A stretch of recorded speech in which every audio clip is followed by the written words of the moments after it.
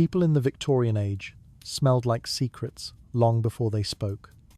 Their perfume was never just fragrance, but a disguise for fears, illnesses, betrayals, and lives held together by a thin layer of scent. Men walked through crowded streets wrapped in aromas that hid what their bodies refused to reveal. Tonight, we step beside them and breathe in the truth they tried so hard to bury. So, before you feel comfortable, take a moment to like the video and subscribe to the channel. Only if your heart truly wants to. If you do like it, leave a little comment letting me know what time it is where you are. Now, dim the lights. Adjust the pillow to fit your head. Maybe turn on a fan to create a relaxing atmosphere. And let's begin this journey together tonight. If a man wandered through the streets of a Victorian city, he carried more than his coat, his cane, or the quiet weight of expectations. He carried the demand to appear unshakable. Society pressed upon him the idea that emotion was a flaw, hesitation was weakness, and anything soft within him had to be hidden beneath layers of behavior that looked controlled and composed.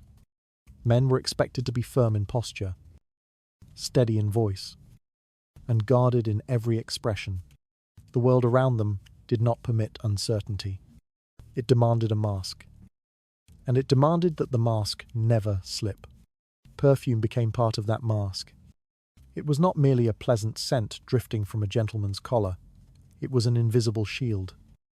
A silent tool they used to present a version of themselves that fit the expectations carved into them. The fragrance on their clothes spoke more loudly than their own voices ever could, shaping how others perceived their strength, restraint, and supposed dignity. A scented man appeared polished, settled, and entirely in command of himself. Whether that command was real or not didn't matter. Victorian men lived under a quiet pressure that followed them from home to street. From workplace to gatherings, they were discouraged from showing fear or sadness. A trembling hand or a nervous glance could be judged harshly. Even fatigue or illness risked revealing vulnerability. To survive in such a culture, many relied on subtle strategies, and perfume slipped easily into that role. A few drops behind the ears, or along the collarbone, transformed them into someone more collected, more distant, more powerful. Fragrance served as armor. The scents they chose were not soft or floral. They selected darker tones: leather, wood, smoke, and amber. Notes that matched the stoic image expected of a Victorian man. These smells were meant to broadcast control, even dominance. To those who passed them on the street, the fragrance suggested a man without doubts. It suggested someone who could withstand pressure without breaking, someone who did not suffer or fear. It allowed them to move through public life without leaving traces of their private struggles. In private, however, the truth was very different. Many men carried their own insecurities, failures they could not speak of, worries about money, shame about their health, or exhaustion from the rigid world that demanded too much from them. Yet they hid these things under layers of scent that told a different story. Perfume became a companion, a silent collaborator in maintaining the illusion that nothing troubled them. They did not wear fragrance only for others. Sometimes they wore it to convince themselves that they were stronger than they felt. The homes they lived in, the factories they worked in, and the narrow alleys they passed through all carried heavy smells: coal, dampness, metal, sweat. These odors clung to their clothes, exposing the reality of their lives. A man who returned home smelling of labor risked being seen as lesser, unrefined, or lacking self-control. Perfume concealed the physical evidence of hardship. It allowed them to step into social spaces without announcing where they had been or what burdens they carried. In a world that judged a man by every detail, even scent became a battlefield. Some used perfume to distance themselves from their own families, especially if they came from poorer districts. A carefully chosen fragrance gave the impression of wealth or higher standing. It was easier to blend into circles above their station when their scent suggested a life free from struggle. This deception was quiet, but powerful. A bottle of cologne could grant a man access to conversations, business opportunities, and respect that might otherwise be denied. Many Victorian men also feared being perceived as too emotional or too expressive. A trembling breath or nervous perspiration could reveal inner turmoil. Perfume covered the subtle signs of fear.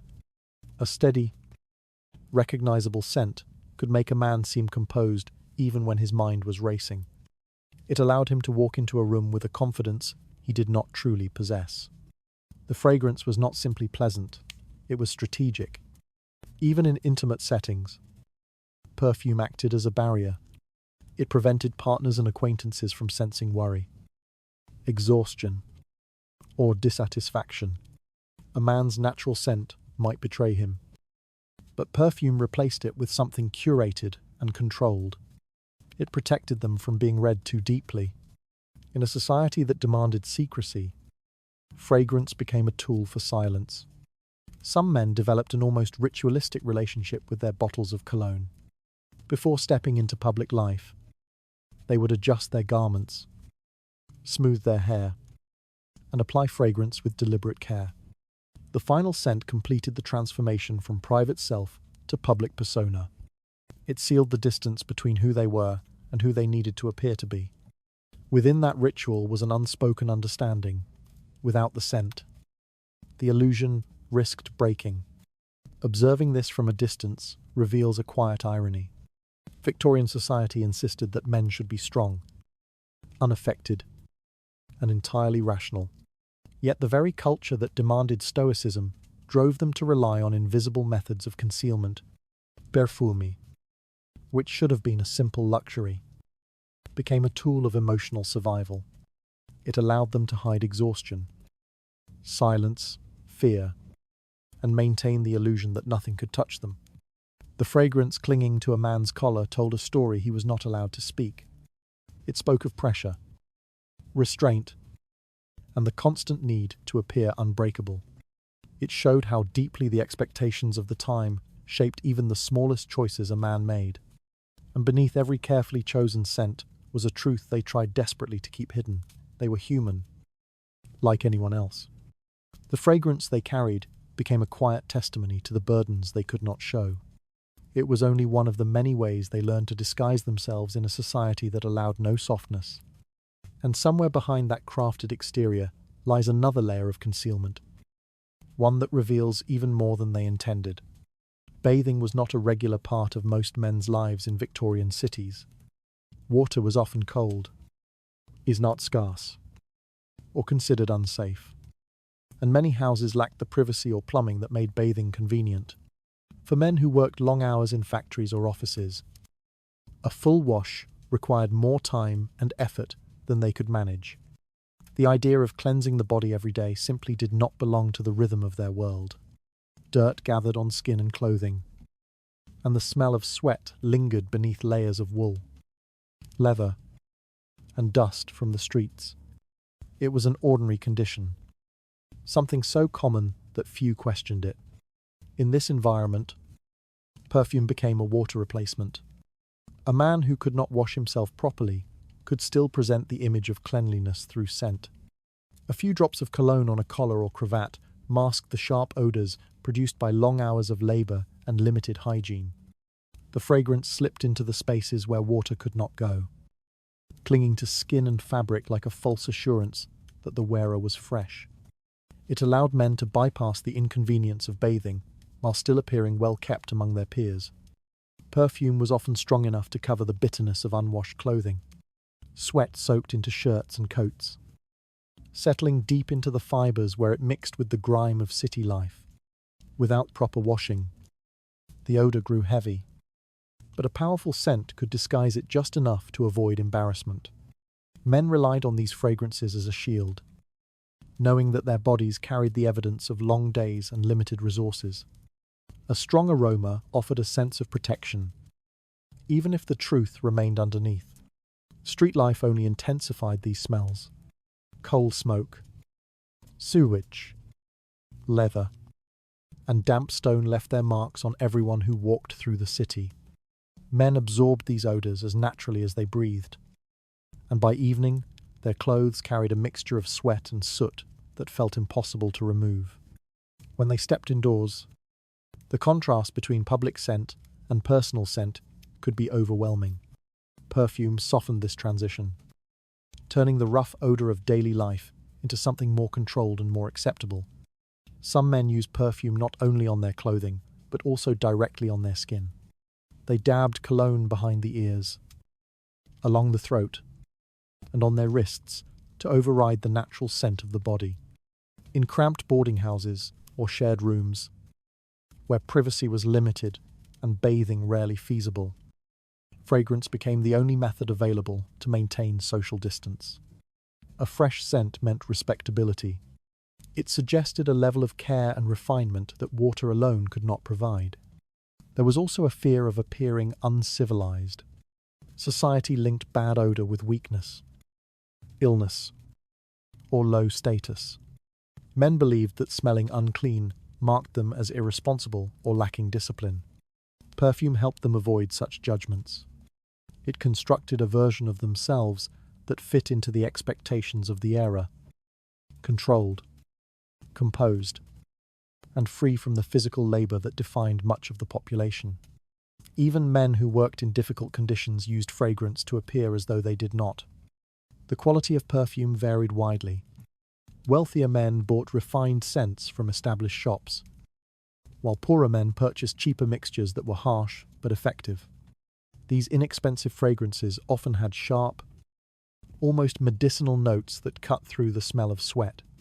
They were not chosen for pleasure, but for necessity. A strong scent could hide the truth of a man's day in a way that no basin of cold water could accomplish. In crowded workplaces, the reliance on perfume became even more pronounced.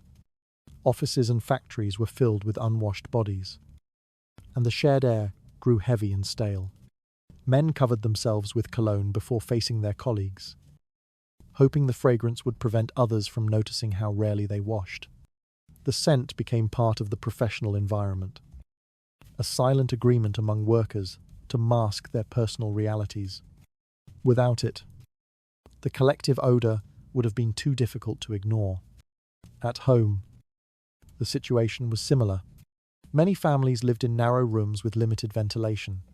A man entering after a long day carried the smell of the city on him, and perfume softened the impact on those inside. It made domestic life feel slightly more bearable. The fragrance blended with the smell of coal fires and cooking, creating an illusion of cleanliness that water alone could not achieve. In homes where bathing required heating water by hand and filling basins one bucket at a time, perfume was a far easier solution.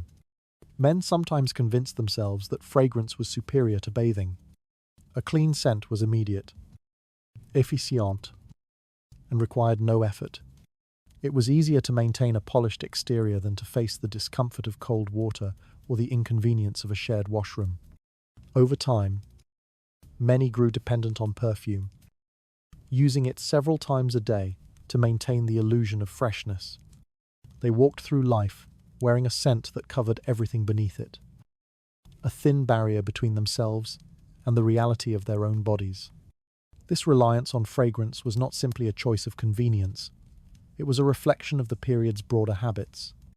Victorian life encouraged appearances over truth, and scent became another way to support that divide. Perfume allowed men to glide through social spaces without revealing the strain, sweat, and grime that filled their days. It gave them a sense of control when their environment offered very little. The scent they used created a quiet disguise for the parts of themselves they could not easily cleanse. That gesture opened the door to even more methods of hiding the body's natural traces. And within those hidden layers lies a detail that unsettles anyone who considers what men truly carried beneath their polished exterior. Sweating was a constant burden for many Victorian men, especially in a period when fashion demanded multiple layers of heavy fabric. Coats, waistcoats, shirts, Our collars and cravats created a sealed space around the body, trapping heat and moisture throughout the day. Even men who worked indoors found themselves soaked beneath the weight of their clothing. The smell that settled into their garments was difficult to ignore and even harder to remove. Laundry was neither simple nor frequent, and perspiration that collected during the morning often remained until nightfall. The discomfort grew quietly, leaving men searching for ways to hide what they could not control. Perfume became the most reliable answer. Instead of attempting to wash themselves or replace clothing that absorbed sweat, many men turned to fragrance as their primary method of managing odor. A few drops on the collar masked the sharp smell that rose from damp fabric.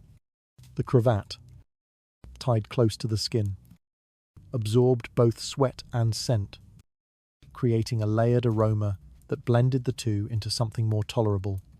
The wrists, which often carried the warmth of the body, became another site where cologne could conceal the signs of exertion. Men learned to apply scent strategically, placing it exactly where the sweat gathered most. The constant pressure to appear composed only intensified the reliance on fragrance. A gentleman was expected to maintain control over his appearance and demeanor at all times. Yet perspiration betrayed both effort and anxiety. In crowded rooms, where heat and social tension mixed, sweat often appeared at the worst moments.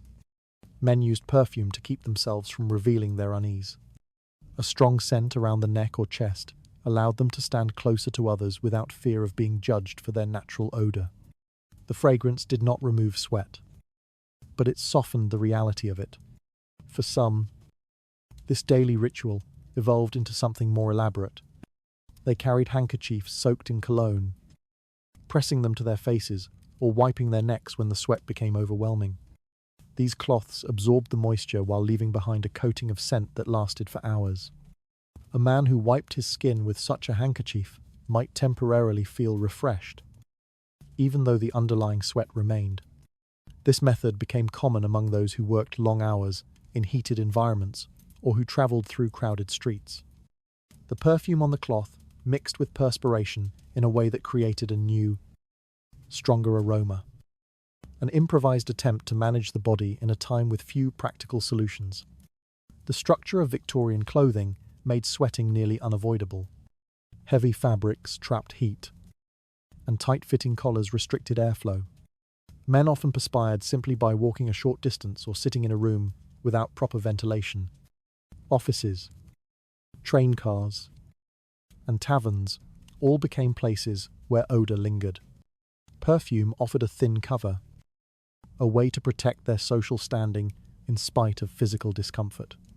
A man who smelled of sweat risked being viewed as careless or unrefined. A man who smelled of perfume, however, suggested discipline and control. Some men developed a dependency on fragrance, reapplying it several times throughout the day. The heat of the body intensified the scent, making it more noticeable and more essential as the hours passed. Without it, the smell of sweat intensified quickly. This reliance made perfume a quiet but constant presence in their lives. Bottles were stored in coat pockets, desk drawers, and travel bags. It became another tool to manage their identities, as important as a polished shoe or a well-groomed beard. The cheaper fragrances available to working men were strong and often harsh. These scents were not chosen for elegance, but for their ability to overpower the odor of sweat. Some colognes contained ingredients that clung tightly to fabric, ensuring that the scent remained even as the day grew warmer. Others were mixed with alcohol that produced a cooling effect, briefly reducing the discomfort of sweating. These solutions were imperfect, but they were accessible, and they allowed men to maintain the impression of cleanliness in environments where true hygiene was difficult to achieve. Men who moved between social classes depended heavily on perfume. Someone who worked in a physical trade during the day might find himself in a social gathering at night. Without time or facilities to wash properly, he relied on fragrance to bridge the gap between these two worlds. The scent created a boundary between who he was during the day and who he needed to appear to be in the evening. It allowed him to enter refined spaces without carrying the physical evidence of labor. It also helped him hide insecurities about his appearance, giving him the confidence to blend into the expectations of others. Even in private moments, sweating remained a quiet source of shame. Men often avoided acknowledging it, preferring to suppress any sign of discomfort. Perfume helped maintain that silence. It masked the body's signals, allowing them to move through life without confronting their own vulnerabilities. The scent became a reminder of the pressure to remain composed, even when the body resisted that demand.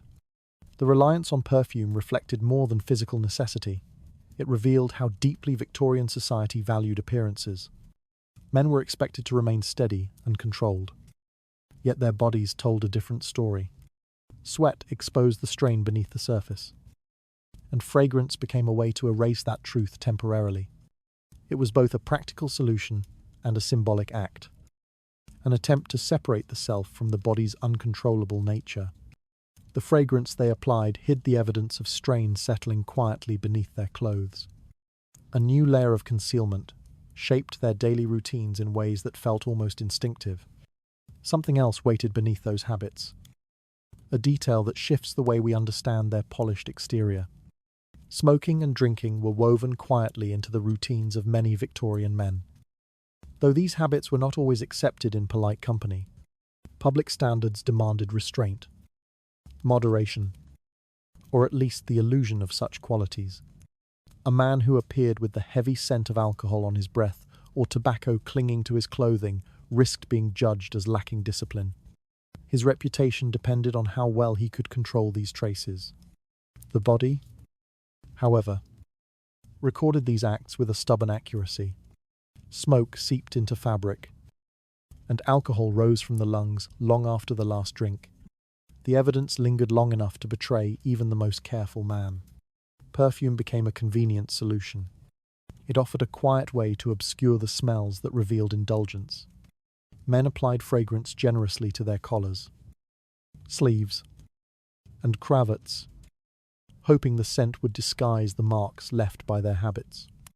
A strong aroma near the throat helped conceal the breath that carried the bitter trace of liquor. Tobacco smoke settled deeply into wool, but perfume softened its harsh edge, creating a mixture that felt easier to pass unnoticed.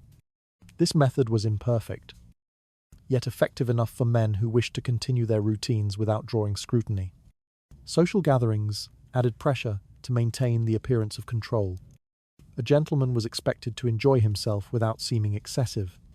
He might drink several glasses of whiskey or inhale thick clouds of smoke from a cigar, but he needed to leave the room with the same composure he entered it. Perfume helped preserve that image. It allowed him to step back into public view without looking like someone who had indulged too freely. The fragrance served as a quiet eraser, covering the small betrayals of his body. Some men developed specific techniques to shield themselves from judgment. They carried small vials of cologne in their pockets, applying a fresh layer before returning home or entering a meeting. Others rubbed scented oils onto their hands to mask the smell of tobacco that clung to their skin. The scent followed them like a second skin, concealing the habits they preferred to keep private. For men who feared moral scrutiny, perfume offered a discreet line of defense. Ambergris, known for its deep, lasting fragrance, became especially useful, though its origin made some uneasy. It possessed a strength capable of overpowering the smell of alcohol or smoke. A single application left a persistent aroma that clung to clothing for hours. Men who relied on it understood its value. It allowed them to move through the city without revealing where they had spent their time. The scent promised a version of themselves that felt polished, no matter how the evening had unfolded. Taverns, smoking rooms, and private clubs served as gathering places where men pursued their vices freely. Inside those spaces, tobacco smoke built in thick layers, settling into hair, coats, and mustaches. Alcohol spilled onto shirts or soaked into breath after prolonged conversation. When men exited these rooms, they carried the environment with them. Perfume offered a way to blur that distinction. A man could step from the haze of a smoky room into the crisp air of the street, wrapped in a scent that suggested control rather than indulgence. Workers and labourers faced additional challenges. Their clothes absorbed stronger smells from physical exertion, and alcohol often provided the only relief from long days. Tobacco was cheap, accessible, and widely used. These habits left traces that followed them closely. Perfume allowed them to move between work and social spaces without inviting criticism. A scented collar created the impression of refinement. It protected them from assumptions about their class or character, at least for a moment. Even within the home, the need to hide these odours remained. Wives or family members might disapprove of excessive drinking or smoking. A man returning late at night attempted to hide the smell of his habits beneath a cloud of fragrance. The act was not always successful, but it created enough distance for the moment to pass quietly. In many households, silence was easier than confrontation. Perfume helped maintain that silence. Many men convinced themselves that masking the scent equaled restraint. As long as the smell was hidden, the habit felt less visible, less concerning, less shameful. This illusion allowed them to continue drinking and smoking without facing the consequences directly. Perfume became a tool to manage guilt, not just odor. By hiding the physical evidence, they eased the emotional weight of their choices. The use of fragrance to conceal alcohol and tobacco revealed the tension between public image and private behavior. Victorian society demanded moral discipline, yet it also encouraged behaviors that contradicted that expectation. Men navigated this contradiction by hiding one truth beneath another. Perfume became a bridge between who they were and who they were expected to be. It allowed them to move through crowded rooms, workplaces, and homes without revealing the parts of themselves that might draw criticism. Over time, the scent itself became part of their identity. It marked them as respectable, disciplined, and reliable, even when their actions suggested otherwise. The fragrance carried a promise they struggled to fulfill. It covered the traces of smoke and alcohol, creating an illusion of purity while quietly acknowledging the opposite. For many men, that illusion was enough to navigate the demands of their world. The scent that shielded them softened the marks left by tobacco and alcohol. Its presence hinted at deeper habits shaping their daily lives. Another layer of concealment waited beneath these gestures, revealing a truth they rarely allowed to surface. Illness carried a heavy weight for Victorian men, not only for the pain it caused but for the shame it brought. Diseases that produced strong odours, ulcerations, syphilis, and skin infections were considered disgraceful symptoms of moral failure or personal neglect. A man marked by such conditions risked isolation, ridicule, or suspicion. These illnesses revealed themselves through the body long before they appeared on the skin. The smell alone could expose what he wished to hide. In a society that insisted on propriety, odor became an accusation. Perfume offered a way to silence that accusation. Many men turned to fragrance not to appear refined, but to bury the truth of their conditions. A thick application along the neck or chest could soften the sourness of infected skin. A saturated handkerchief pressed into the folds of clothing helped disguise the scent that rose when sores opened or wounds seeped. Men layered fragrance with a desperate precision, understanding that a single lapse might betray them in public. The smell of illness was too distinct, too intimate, too revealing. Syphilis, one of the most feared diseases of the era, created odours that lingered quietly on the body. As the infection advanced, tissues decayed beneath clothing, producing a scent that no washing could remove. Men suffering from its later stages could not rely on hygiene alone, especially when their living conditions offered little privacy for proper care. Perfume became their last barrier. It masked the rot long enough for them to walk through crowded streets or sit in rooms without drawing immediate notice. They learned to carry themselves with an air of calm that contradicted the turmoil beneath their skin. Skin infections created similar problems. Ulcers and abscesses released an odor sharper than sweat, settling into clothing and fabric in a way that reminded the sufferer of his condition with each breath. Men who worked in cramped factories or shared living spaces struggled to hide these smells.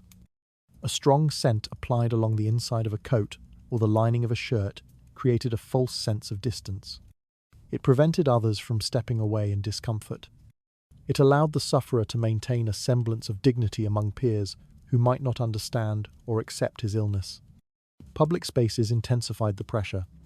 Sitting in a church pew, riding a train carriage, or attending a meeting placed a man in proximity to others.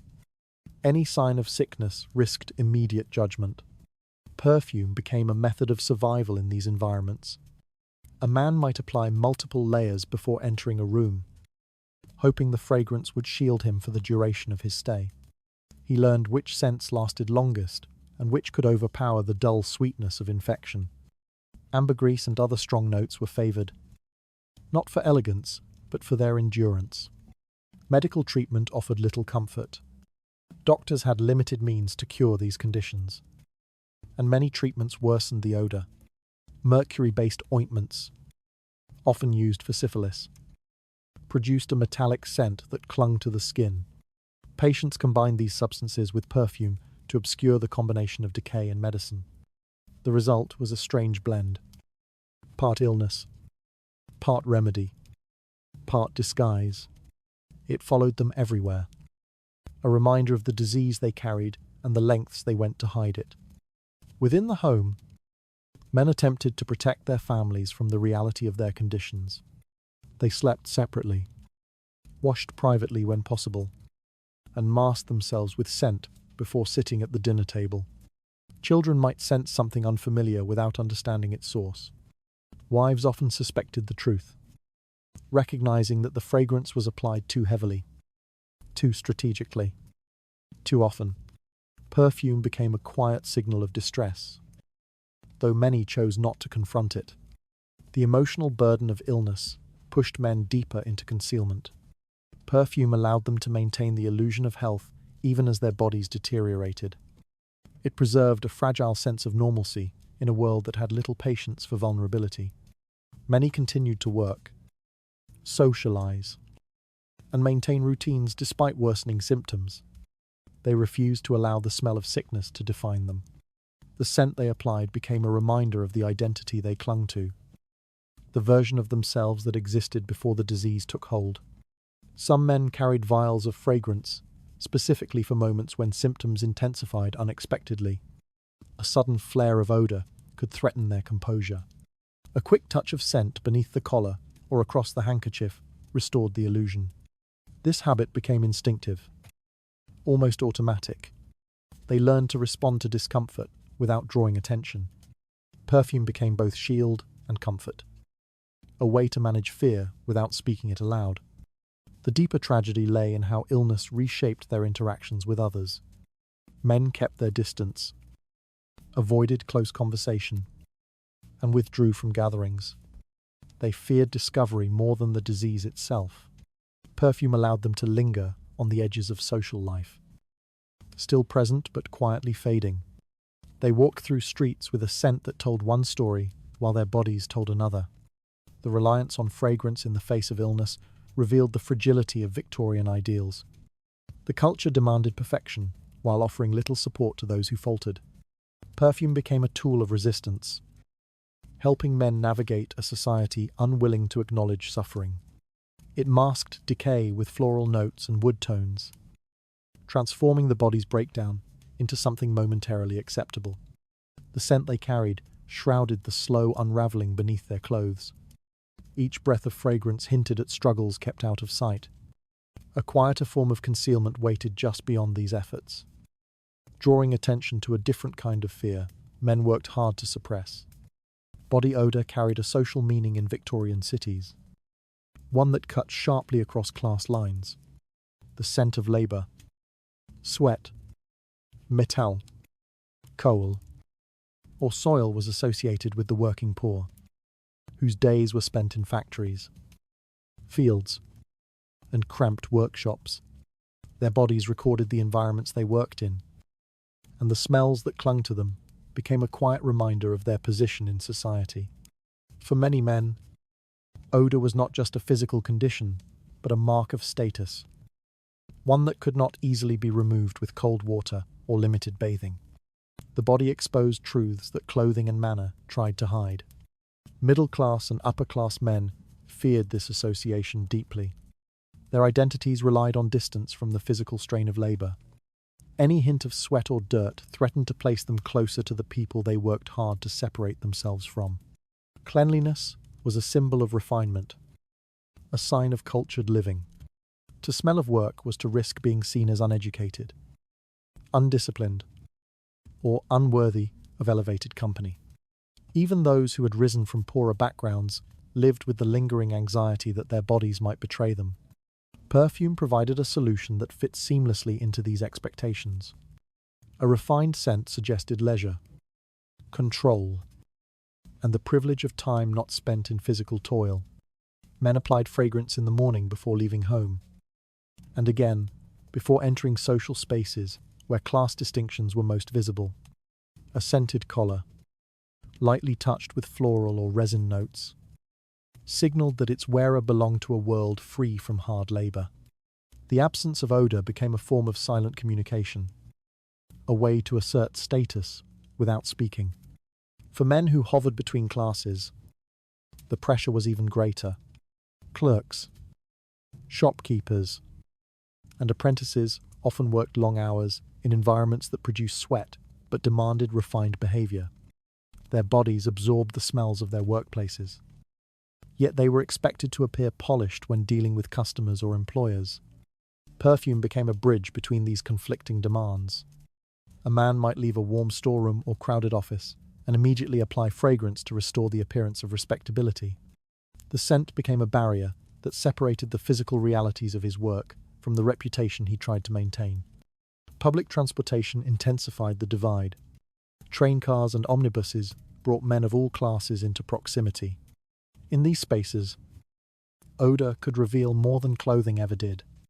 A strong whiff of sweat or industrial smoke marked a man's occupation instantly, often before he spoke or moved. Perfume offered a way to erase that impression. Those with the means used fragrance to blend into the higher social group, at least for the length of the journey. Those without remained exposed, their bodies carrying the imprint of labor with no way to soften it. In social gatherings, the scrutiny grew sharper. A man entering a dinner party or theatre carried the expectation of cleanliness as part of his presentation. The slightest hint of sweat could provoke quiet judgments. Hosts and guests alike relied on scent to reinforce the delicate boundary between refinement and labor. Perfume allowed men to maintain that boundary without constant washing or expensive wardrobes. It created an atmosphere where the body's natural odor was treated as something unacceptable, something that needed to be concealed as thoroughly as poverty itself. The fear of downward association shaped how men behaved even in private. Some avoided physical activity simply to prevent sweating that could linger on their clothes. Others washed selectively. Arms, face, and neck, while depending on fragrance to cover the rest. Servants were expected to be clean, despite the physical labor demanded of them. And many applied perfume to avoid offending employers who enforced standards they themselves could not meet. The scent became a tool of survival for those trapped in the contradictions of class expectations. This obsession with odor revealed the rigid structure of Victorian society. Smell became a social boundary, just as powerful as money or education. A refined fragrance represented a man who moved through clean spaces, untouched by heavy labor. A natural scent suggested something far less desirable. Men policed their own bodies carefully, knowing that odor could alter how they were treated, trusted, or respected. Perfume offered the illusion of control in a system that judged them by details they could barely manage. The reliance on fragrance also exposed the silent cruelty of class hierarchy. The working poor had little access to perfume, and even when they could afford inexpensive scents, The odor of labor often overpowered them. Fragrance allowed wealthier men to distance themselves from the realities of physical work, even as they depended on the labor of others for their comfort. The divide between classes became more than visible. It became breathable. Some men came to believe that being scentless was an essential part of maintaining dignity. Their efforts to avoid odor grew ritualistic.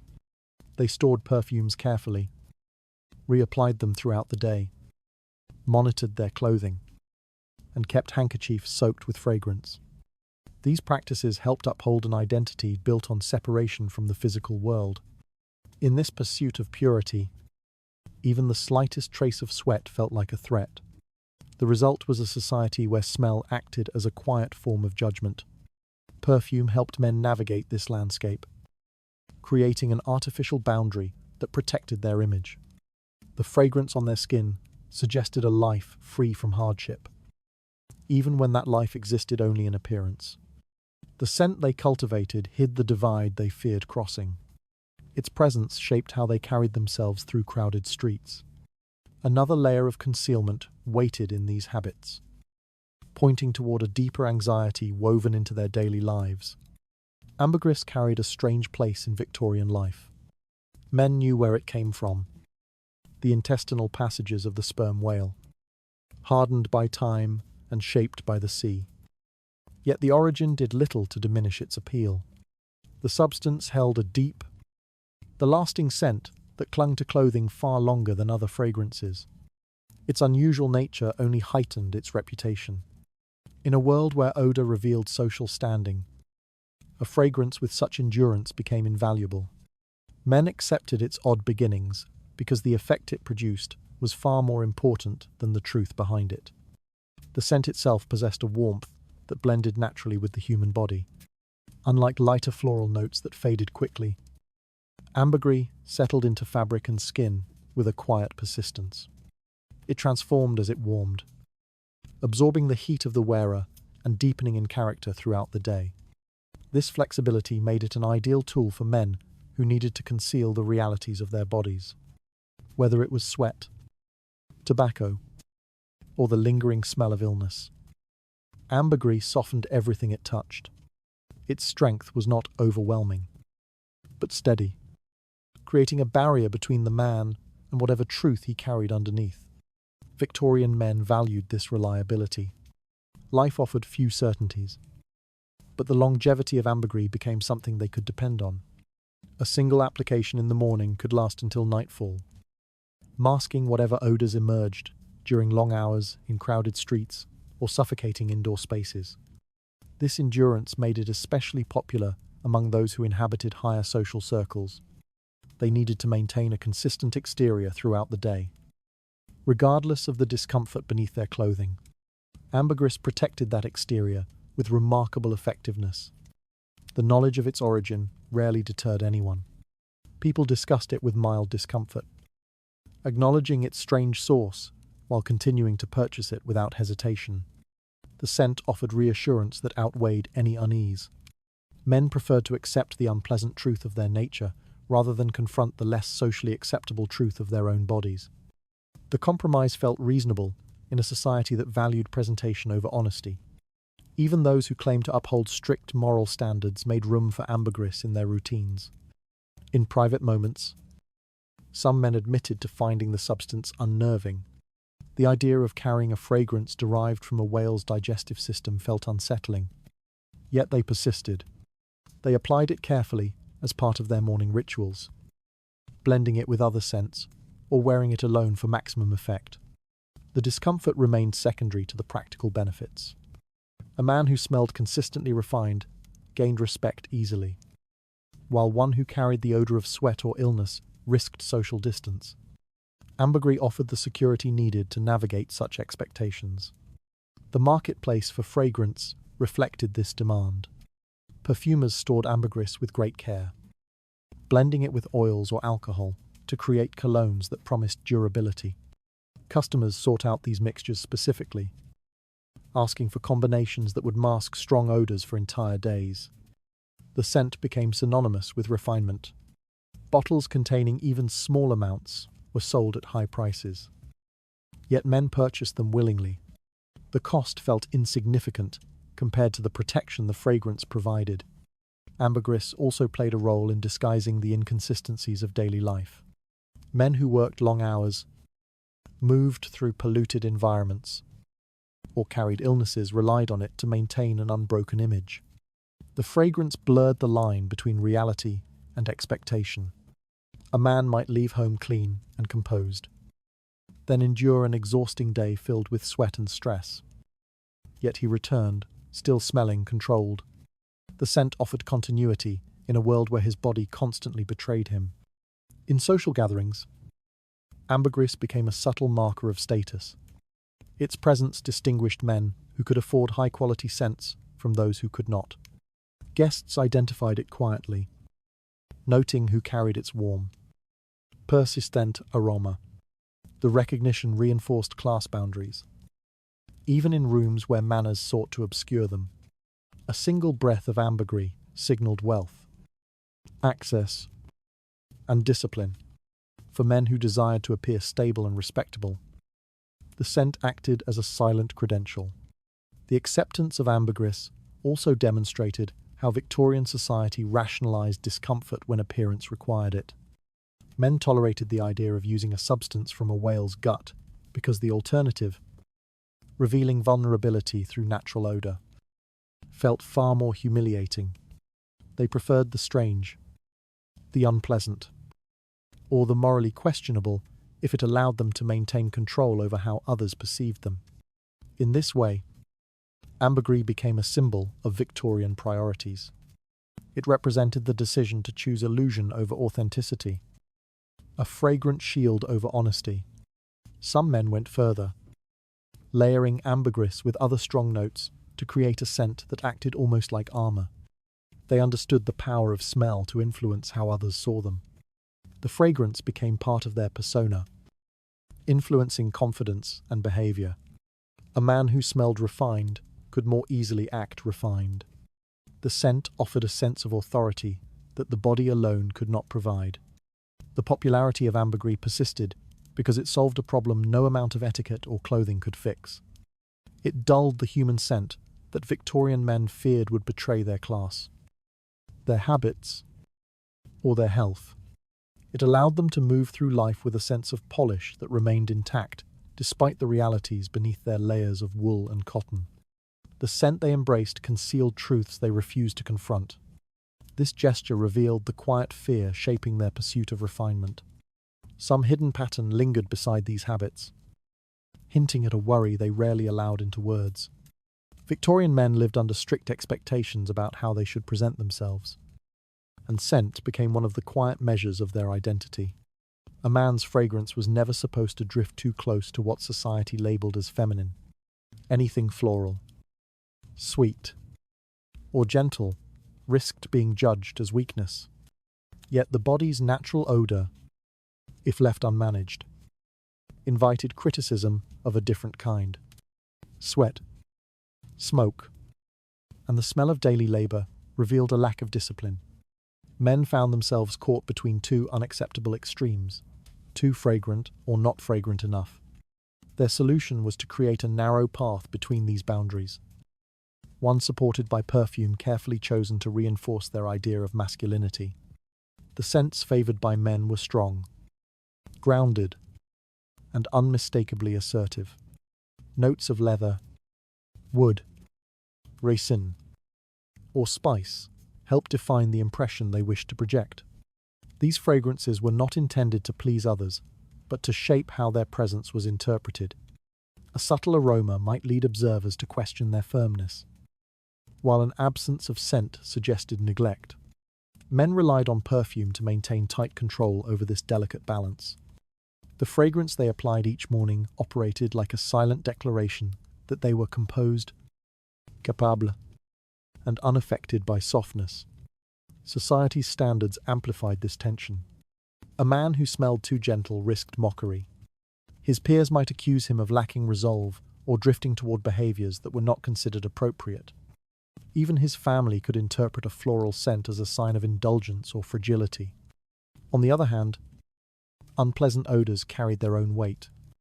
A man who failed to manage his body's scent could be judged as careless or weak-willed.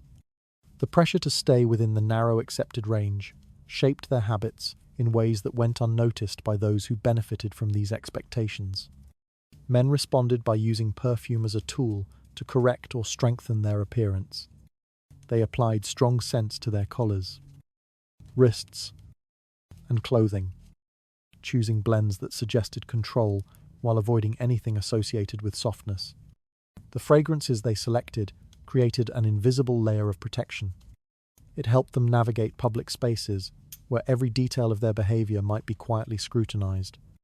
A man could sit in a meeting, walk through a crowded street, or stand beside others without worrying that he would be perceived as delicate or undisciplined. The fear of being judged extended beyond strangers. Men monitored their scent closely when interacting with other men.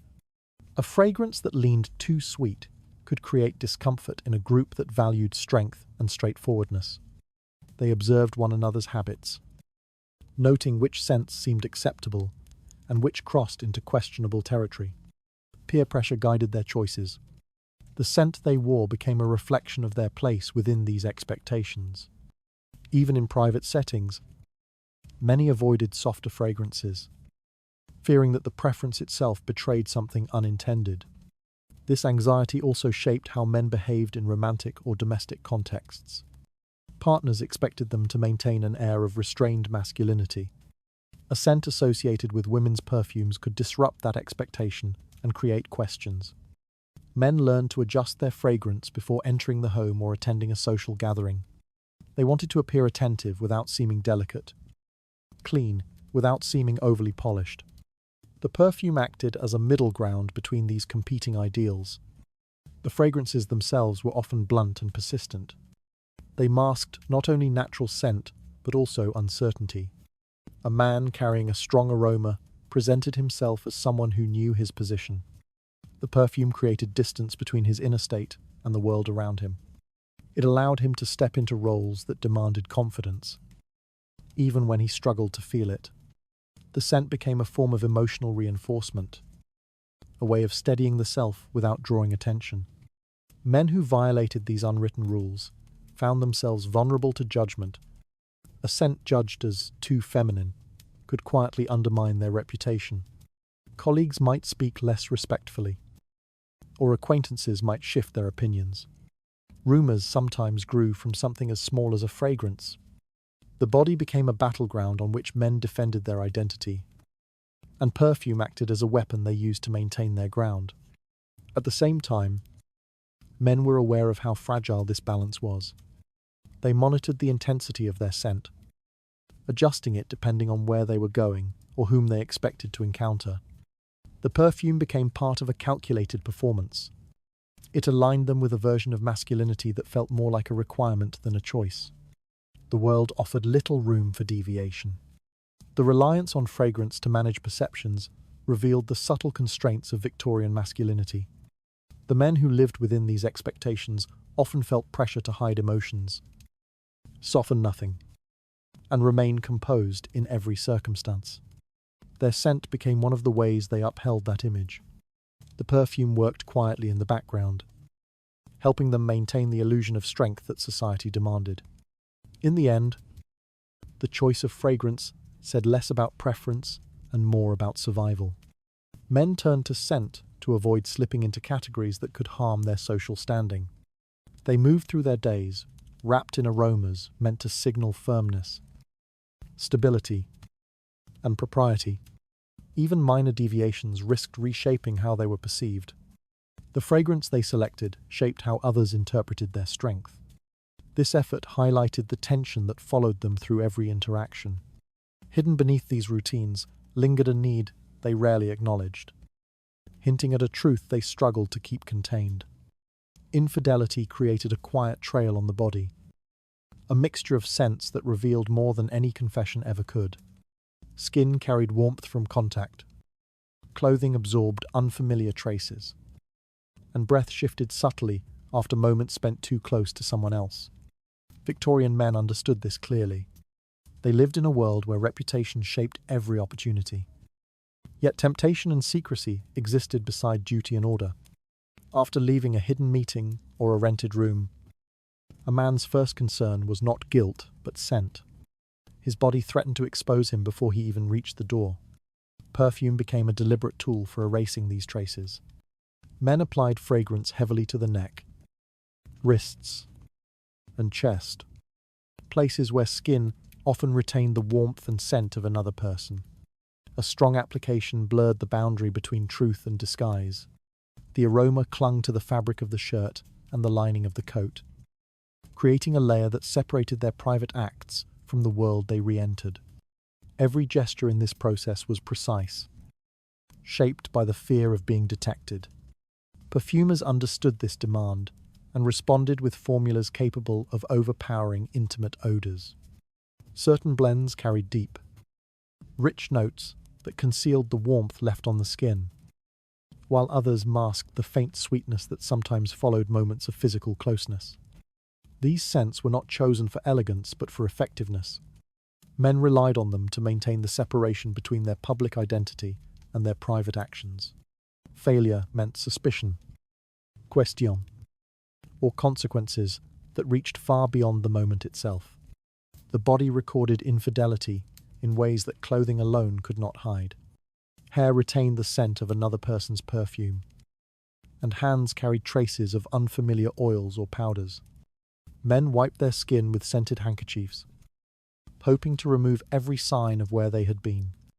They pressed cologne into the palms, along the jawline, and at the base of the throat, creating a new sensory narrative that replaced the truth. These gestures became part of a quiet ritual that took shape outside the public eye. Returning home required careful preparation. Victorian households expected a man to appear composed, predictable, and free from ambiguous scents. A sudden shift in fragrance could invite doubt. Men learned to apply perfume in a way that mirrored their habits, adjusting the strength just enough to conceal any unfamiliar traces without seeming unusual. The risk lay in appearing too careful. An obvious change in scent could reveal exactly what they hoped to hide. The spaces where infidelity occurred also influenced the need for perfume. Boarding rooms, brothels, or secluded corners carried distinct odors. Powdered skin, inexpensive perfume, warm fabric, and lingering smoke. These scents settled quickly on clothing. When men left such places, they carried the environment with them. A strong fragrance helped override these details, allowing them to step back into the world with a sense of control. Some men viewed perfume as a form of protection. It allowed them to move between contrasting worlds without leaving a visible or detectable trace. They used fragrance to keep their personal lives compartmentalized. The scent acted as a barrier that separated forbidden interactions from everyday responsibilities. Without this barrier, their private choices risked disrupting marriages, alliances, or social standing. The reliance on perfume revealed how vulnerable they felt. Even the smallest scent could raise suspicion. A partner might notice a floral note that did not belong to the household, or a lingering warmth on the skin. Men became acutely aware of how every element of their bodies communicated beyond words. They monitored their scent in ways that bordered on instinctive. Perfume helped them calm the anxiety that followed each hidden encounter. The fear of discovery shaped these practices more than desire itself. Victorian society imposed rigid expectations around fidelity, especially for men who held positions of influence. A scandal could destroy a career or fracture a family. Perfume provided a temporary shield, one that granted its wearer a sense of safety that reality did not fully support. Beneath the fragrance, the truth remained unchanged, waiting for the smallest oversight to surface. Infidelity existed across all social classes, though the methods of concealment differed. Wealthier men could afford high-quality perfumes with complex layering effects, while working-class men depended on stronger, simpler scents that overwhelmed other odors entirely.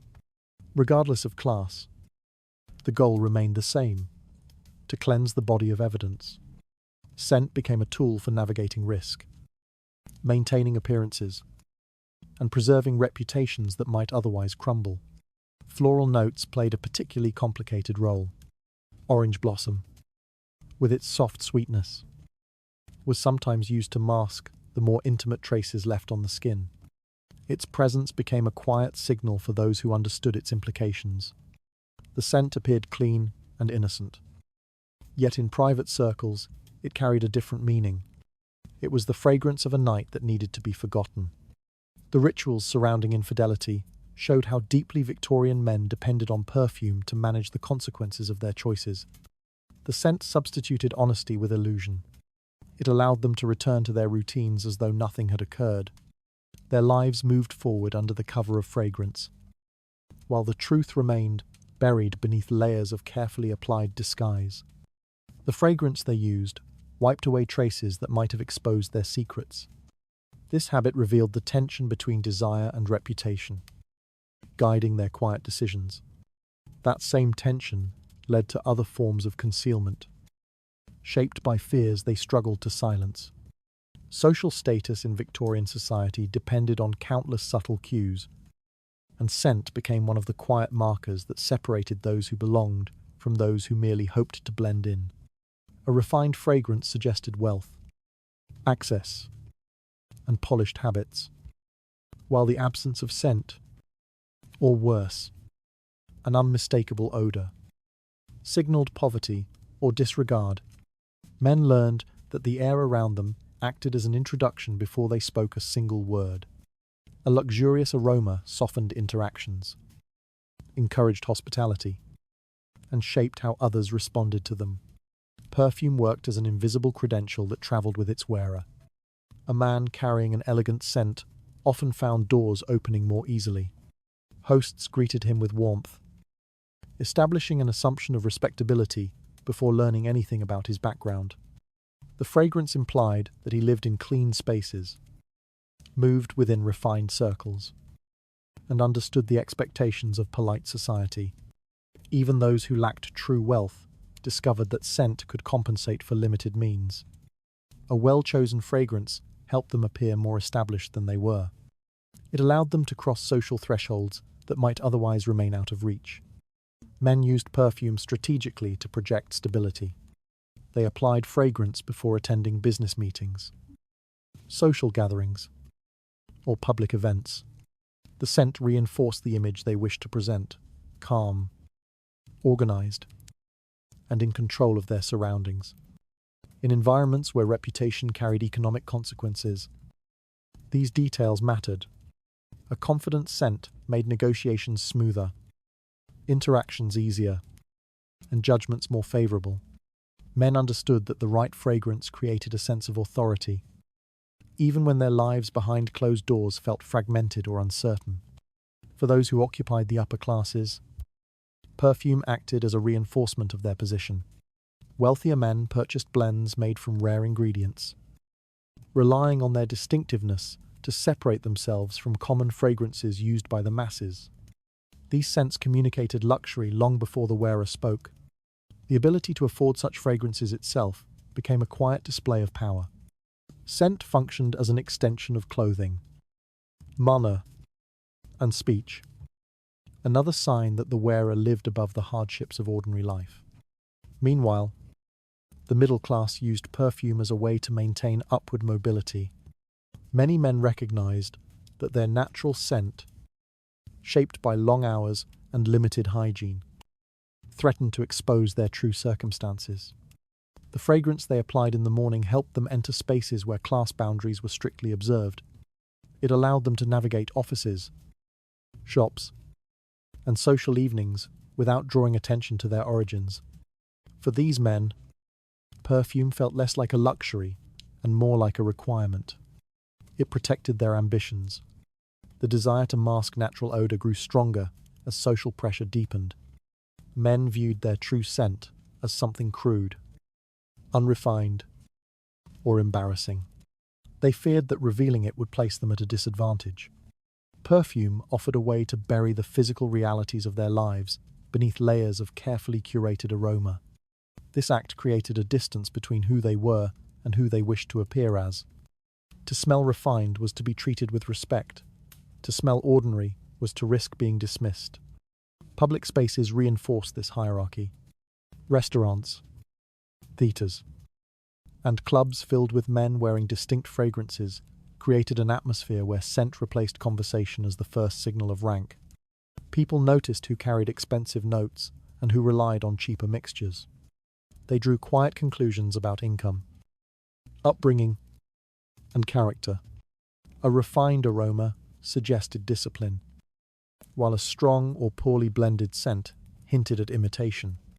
Men navigated these judgments carefully, selecting fragrances that supported their desired image without appearing exaggerated. The reliance on perfume also revealed how fragile social identity could be. A man's acceptance into certain spaces depended on maintaining the right scent. A lapse in fragrance might invite scrutiny. Those who could not afford high-quality perfumes often attempted to mimic them with inexpensive versions. The difference, however, rarely went unnoticed. Scent became yet another method of sorting individuals into categories, reinforcing divisions already present in Victorian life. In private, men understood how artificial these distinctions were. They recognized that the fragrance they wore bore little resemblance to their daily realities. Sweat, stress, anxiety, and illness lurked beneath the surface, silenced only by carefully applied layers of scent. Yet they preferred the illusion. The perfume allowed them to step into the world with confidence, concealing vulnerabilities that society refused to tolerate. Without it, their place within the social hierarchy felt unstable. Some men embraced this illusion completely. Their identity became intertwined with their fragrance, shaping not only how others saw them, but how they saw themselves. The scent offered reassurance that they could maintain control even when life around them shifted unpredictably. They relied on perfume to influence perception, trusting that it would protect their image across every room they entered. This dependence highlighted the deeper anxieties of the era. Victorian society valued appearance over sincerity, refinement over honesty. Men absorbed these expectations until scent itself became a form of currency.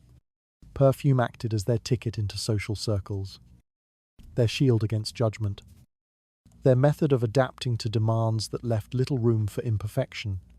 The fragrance they chose signaled a status they worked carefully to preserve. This practice revealed how much they relied on illusion to stabilize their place in the world. Buried within these habits lay another motive, shaped by the fear of being exposed for who they truly were. Victorian men walked through a world where fragrance had become a quiet battlefield, and the scents available to them no longer matched the roles they were expected to uphold. Traditional perfumes, dominated by floral notes, carried associations that society labelled as feminine. Men avoided those aromas, fearing the message they might convey. Their identity depended on distance from anything considered delicate. In response, new perfumers began shaping a separate world of fragrance, one tailored exclusively to masculine expectations. These shops grew steadily, offering scents that spoke in deeper tones. Inside these establishments, perfumers experimented tirelessly. They blended woods, leather, smoke, and resin, seeking combinations that conveyed strength without overwhelming the wearer. Their creations replaced sweetness with sharpness, softness with weight. Customers entered these shops with a mix of curiosity and caution. They wanted something that reinforced their image, yet they worried about choosing incorrectly and signaling weakness. The perfumers understood these fears and guided men towards scents that stabilized their confidence. The atmosphere in these shops differed from the bright and decorative spaces where women bought their perfumes. Shelves were darker, lined with bottles shaped for simplicity rather than elegance. Heavy lids and opaque glass suggested seriousness.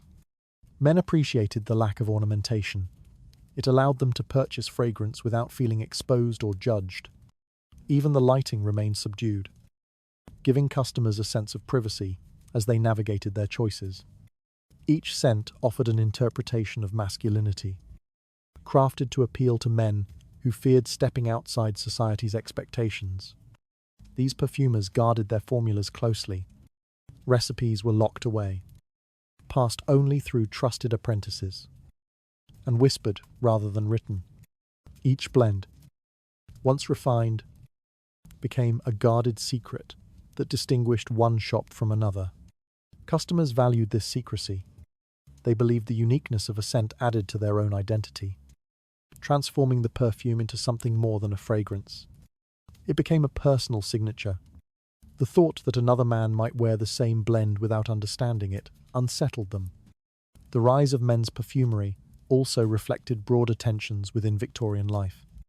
As industrialization reshaped daily routines, men wanted scents that countered the harshness of their environments. The factories, smoke, and crowded streets left their mark on clothing and skin. The fragrances created in these shops offered relief from that reality. They masked the residue of labor and suggested a lifestyle more refined than the one most men actually lived. For many, this contrast between appearance and reality became indispensable. Shops that specialized in men's perfume developed reputations that extended across neighborhoods. They attracted customers from different classes, all seeking the distinction that scent could provide. Wealthier men purchased rare blends that conveyed luxury, while working-class men saved coins to afford a bottle that made them feel more polished.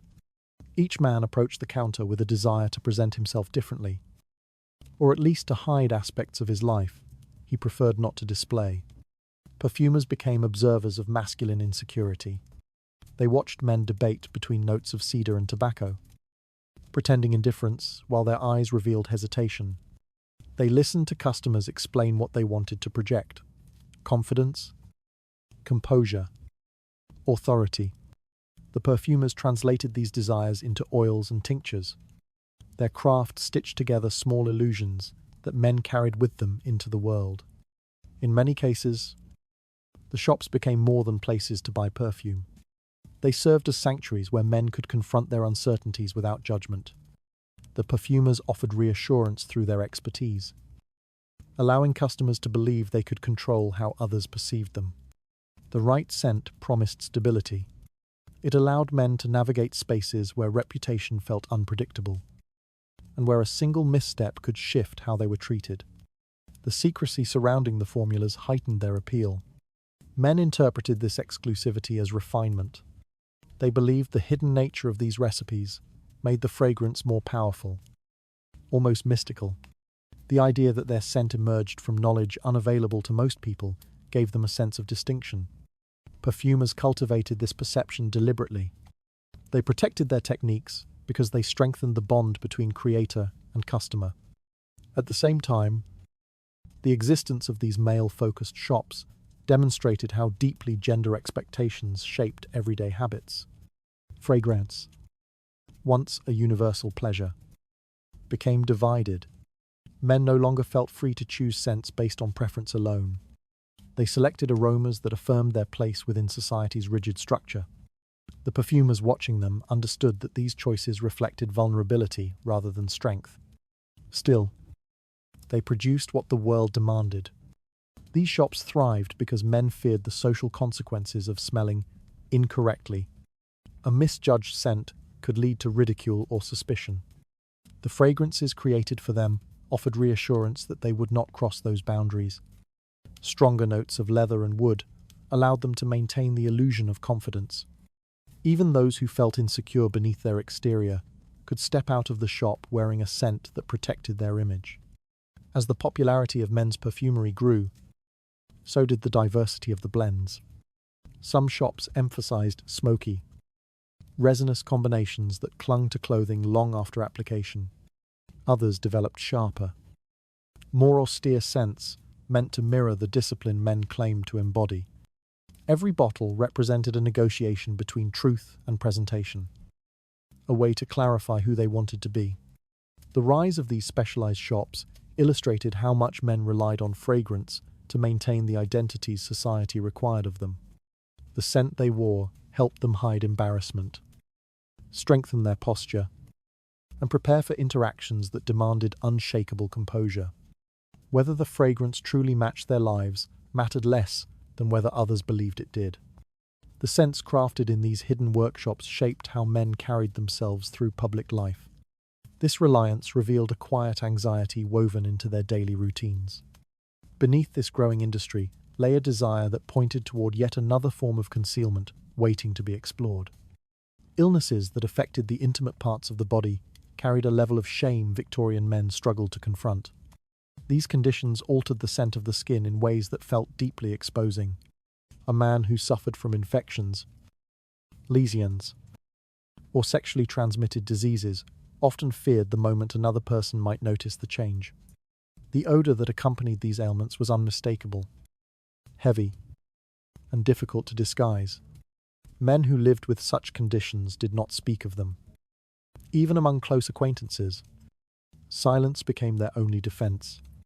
Perfume, applied in hidden places, became a quiet attempt to retain dignity. Men approached these rituals privately. Behind closed doors, they held bottles of fragrance with unsteady hands, hoping the scent would carry enough strength to override what their bodies revealed. They dabbed perfume along the inner thighs, across the hips, or beneath the waistband of their trousers.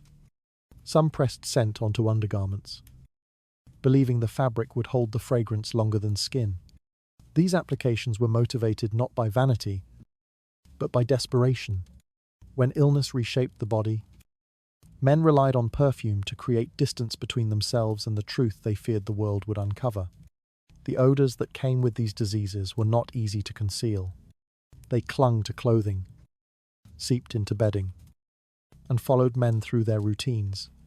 Men who worked long hours or moved through crowded spaces worried constantly about detection. The slightest shift in posture or movement could release a scent they hoped to contain. Their anxiety lived just beneath the surface. The presence of others intensified this fear. Conversations felt shorter, interactions more careful. Men monitored their own bodies closely, waiting for signs that the perfume had faded. Perfumers became unintentional participants in this struggle. Without knowing the specific conditions of their customers, they created blends strong enough to linger on the body for hours.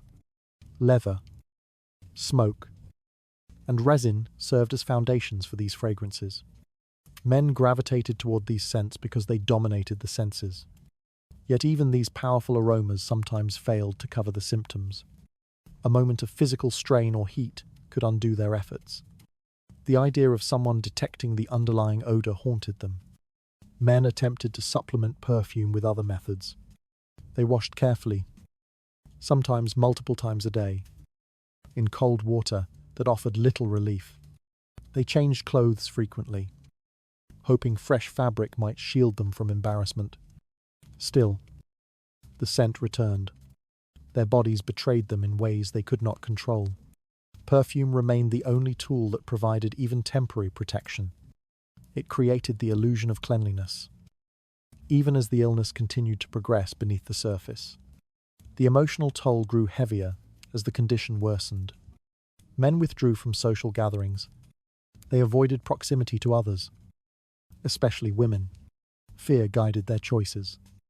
Fear of exposure, ridicule, or moral judgment. Victorian society linked such diseases with immorality, adding another layer of shame. A man carrying an illness felt not only physically weakened, but morally stained. The scent of his condition became a reminder of society's harsh expectations. His struggle to mask it became a form of resistance against those judgments. In private moments, men confronted the limitations of perfume. They recognized that fragrance did not cure, comfort, or cleanse. It was only concealed. Yet concealment offered a fragile sense of control. The act of applying perfume transformed their fear into something manageable. They may not have been able to stop the illness, but they could shape how others perceived them. Men clung to this control, even as the boundaries of their health continued to shift. Some chose floral scents despite the social risks. These fragrances softened the harshness of their condition more effectively than darker aromas. Yet wearing such scents created a different vulnerability. A man who smelled of flowers risked being judged as weak or effeminate. He faced two dangers at once, one rooted in illness, the other in perception. Perfume forced him to choose which form of exposure he feared more. For many, the potential for discovery mattered more than social norms. They wore the floral notes quietly, trusting that no one would question them closely enough to notice. The contradiction grew sharper as the illness deepened. A man appeared composed on the outside, yet the reality beneath his clothing told a different story. Perfume acted like a curtain. Behind it, pain and deterioration unfolded silently. Men navigated their days with a calm exterior. Even when their bodies ached or weakened, their scent became a part of this performance. An effort to present normalcy when their health had abandoned them. The intimate nature of these diseases meant that men carried their shame alone. Perfume, in these moments, was not merely a tool for concealment. It became a symbol of their fear and their longing to be unburdened. Each application represented hope that they could return to daily life without attracting attention. They clung to the idea that scent alone might preserve their dignity. This reliance on fragrance highlighted how deeply Victorian men feared vulnerability. They carried their illnesses quietly, wrapped in layers of scent that promised temporary refuge. Yet the truth remained, persistent and inescapable. Beneath the fragrance, their condition continued to shape their lives.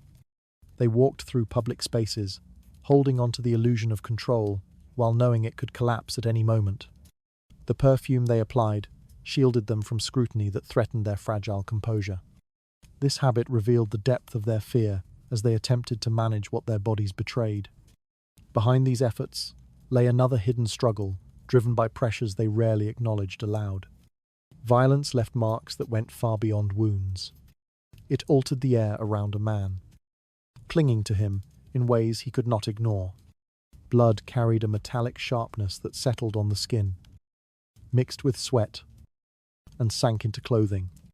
Men who worked within hidden circles, those involved in enforcement, surveillance, or darker trades, understood this better than anyone. Their bodies often returned from conflict carrying scents that betrayed where they had been. To move safely through the world, they needed to erase these traces quickly and completely. Perfume became an unlikely tool in that process. The aftermath of a fight lingered on the body. Even small injuries produced scents that felt startlingly persistent. A cut on the knuckles or a scrape on the forearm left behind its own trail. Sweat intensified after moments of fear or adrenaline, carrying the tension of the encounter. Men who lived in this shadowed world did not have the luxury of leaving these marks unaddressed. They needed to return to ordinary routines without inviting questions. They turned to perfume as a way to bridge this divide between violence and appearance. They applied fragrance with deliberate care. Strong, dansant, oak, tar, ricin, or smoke covered the metallic edge of dried blood. Heavier blends clung to clothing, creating a barrier between the body and the outside world. Men dabbed perfume onto their wrists, or collars, and hair, knowing these areas emitted the strongest odors. Some carried small vials that allowed them to reapply scent before entering public spaces. Their movements became cautious, shaped by the knowledge that one lingering trace could expose them. These men often worked in environments where secrecy mattered as much as survival. The scent of conflict threatened both. Perfume served not only to mask evidence, but also to restore the illusion of calm.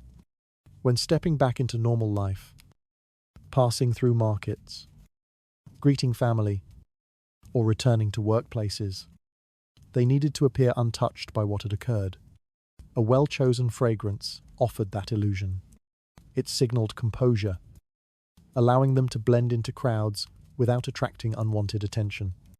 The fabrics they wore absorbed scents easily. Coats, shirts, and gloves held on to the memory of violence.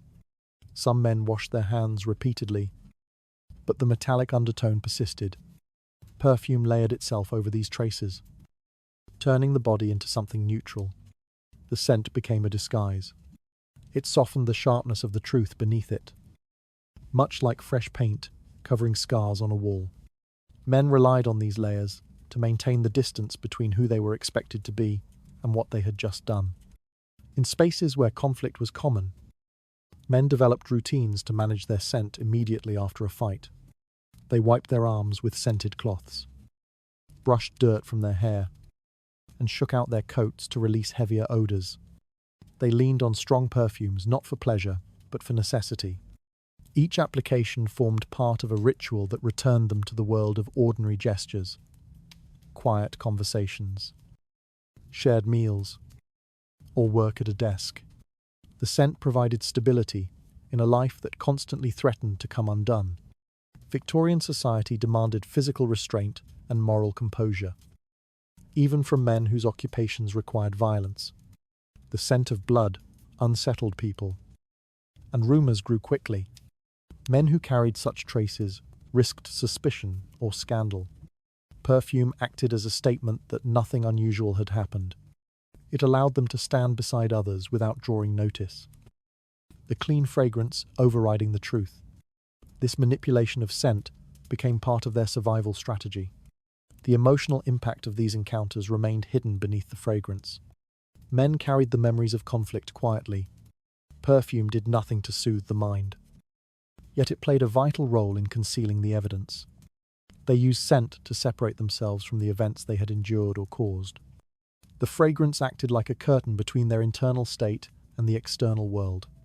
Behind it, their fear, exhaustion, or remorse stayed unseen.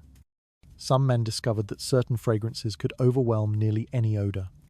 Stronger blends containing musk, tobacco, or heavy spices became popular among those who lived with constant risk. These scents announced themselves before the wearer entered a room, creating a dominant presence that masked subtler traces beneath. But this boldness carried dangers of its own. A sudden change in scent intensity could raise questions.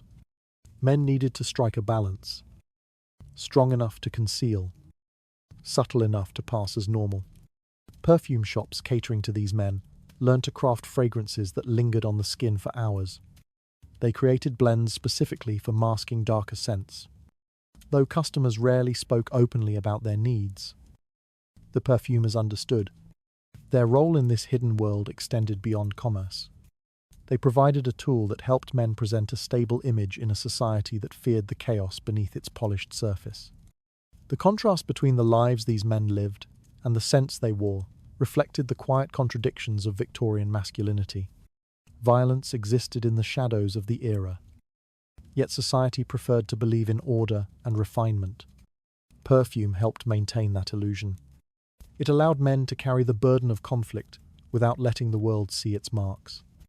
The scent became a form of testimony, one that spoke of cleanliness, even when the truth lay elsewhere. The fragrance they applied erased the sensory proof of their darkest moments. This habit exposed the tension between the actions they carried out and the civility they needed to display. Beneath these careful routines waited a deeper kind of fear shaped by the life they could never fully reveal. Hunting, riding, and working with animal hides left Victorian men carrying scents that lingered far longer than the activities themselves. The smell of sweat from a horse, the musk of leather, and the heaviness of raw animal material clung to skin, clothing, and hair. These odors followed men home, settling into the fibers of their coats and traveling with them into drawing rooms, offices, and dinner tables. Society expected men to embrace the vigor of such pursuits, yet it frowned upon the evidence those pursuits left behind. To bridge this contradiction, men began relying on perfume to reshape the way they were perceived. The scent of animals was persistent. After a morning ride, a man's legs still carried the earthiness of the saddle. His gloves retained the odor of reins worn smooth from use. Even a brief encounter with leatherwork left behind a scent that resisted washing. These odors belonged to the physical world. Unpolished, direct, and unmistakable. Men recognized that they could not walk into refined spaces, smelling as though they had just left a stable or hunting field. Perfume allowed them to step across that boundary with a sense of control. Men chose strong fragrances for this purpose. Woods, smoke, musk, and dark resins wrapped themselves around the body, suppressing the raw odor of animals. These scents did not eliminate the underlying smell, they overwhelmed it. A man who had just finished a hunt often applied perfume before returning to town, covering himself in layers of fragrance that broadcast refinement rather than toil. This transformation took minutes, yet it shaped how others interpreted him for the rest of the day. Hunting parties performed this ritual collectively. After dismounting, men cleaned their boots and brushed dust from their coats. But the strongest odors required something more.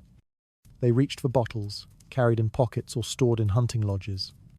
A few dabs on the neck, wrists, and chest created the impression of preparation rather than exertion. Men later entered social gatherings smelling composed, even though their bodies still carried the strain and sweat of the morning's pursuit. Those who worked with animal hides, tanners, leather craftsmen, or those involved in trade, faced an even greater struggle. The smell of treated skins stayed embedded in their clothing. The tanning process produced harsh, acrid notes that clung stubbornly to the body. Men in these trades understood that their scent marked them instantly. They relied on perfume to carve out a different identity when stepping beyond the workshop. Strong, dense fragrances provided a shield, allowing them to pass through society without being defined by the labor that sustained them. Even men of higher social standing were not exempt. Horseback riding, a pastime associated with prestige, still left behind an odor of sweat and animal heat. Saddles, grinds, and blankets transferred their smells easily. After long hunts or races, men arrived at gatherings scented with the remnants of exertion. Perfume became their tool to maintain dignity. A quick application before entering a home or carriage helped preserve the image expected of them. Those who smelled pleasantly sophisticated after hours outdoors owed more to fragrance than to hygiene. The discrepancy between reality and appearance became part of daily life. A man might be covered in dust and sweat beneath his clothing, yet his exterior suggested order. The fragrance he wore created a barrier between himself and scrutiny. Without this protective layer, his activities would be revealed the moment he stepped into a confined space. Perfume allowed him to move seamlessly from the wild into the drawing room, from the hunt into polite conversation. This practice also revealed the hidden discomfort men felt about their natural scent. Despite society praising rugged masculinity, men sensed that the odor associated with physical pursuits carried social risks. They feared being judged as unrefined or careless. Perfume helped them navigate that fear. It allowed them to embody both strength and composure, presenting themselves as men who thrived in the outdoors, yet carried no trace of it when they crossed into urban life. Shops that catered to these men began producing scents specifically designed to overpower animal odors. Perfumers experimented with mixtures that combined musk, cheddar, and smoky undertones, creating fragrances that lingered through entire evenings. These blends became essential for men who moved fluidly between rugged and refined spaces. Perfume played a role not only in masking scent, but in shaping the narrative of a man's day. This duality extended into social gatherings. A man who had spent his morning hunting might arrive at dinner smelling elegant, drawing admiration rather than suspicion. Those around him rarely considered how much work went into maintaining that impression. Perfume suggested he belonged among them, even when the truth clung to his skin beneath the layers. The contrast between his fragrance and his physical state often went unnoticed. Men grew accustomed to the illusion. They expected perfume to erase any trace of their encounters with animals. It became a quiet expectation that followed them through every stable, field, and workshop. Beneath this habit lay a deeper awareness. Their place in society hinged on their ability to control how others perceived them. Scent played a crucial part in that control. The fragrance they relied on concealed the rawness of their daily pursuits. This effort exposed how much they depended on illusion to protect their standing. Beyond these scents waited another burden shaped by encounters that left deeper marks than animal musk ever could. The scent of death clung to men who had witnessed it closely, following them long after the moment had passed. Soldiers returning from battlefields carried traces of bodies left in mud and smoke. Surgeons who worked in dim operating rooms found the air around them saturated with the odor of opened flesh, damp linen, and chemical preservatives. These scents sank into clothing and skin, creating a quiet shadow that lingered through their days. Even after washing, the smell often returned in faint, unsettling waves. Men learned to recognize it instantly, yet they avoided speaking of it. The odor reminded them not only of what they had seen, but of what they had done. Perfume became a refuge from these memories. Men applied fragrance to distance themselves from the remnants of death that clung to them. They pressed scented oils along the neck and chest, hoping to bury the heaviness beneath notes of wood, smoke, or raisin. This act was not simply about masking odor. It was an attempt to reclaim a sense of normalcy. The fragrance promised separation from the images that lingered in their minds. The stillness of bodies, the coldness of skin, the quiet that followed violence. On battlefields, the smell was impossible to escape. Wounded men carried the same odor as the dead, blended with smoke, sweat, and soil. Soldiers accustomed themselves to the grim reality, but their senses never fully adjusted. The scent marked them long after they survived. Returning to ordinary life became difficult. A sudden shift in the wind, or the warmth of a crowded room, could trigger old memories, and the faintest reminder of decay tightened their breath. Perfume acted as a barrier between those memories and the world they wished to re-enter. Surgeons faced a different burden. Their work required precision and calm. Yet the rooms where they operated were filled with odors that seeped into the walls. Instruments, linens, and gloves all carried the scent of the human body, opened and exposed.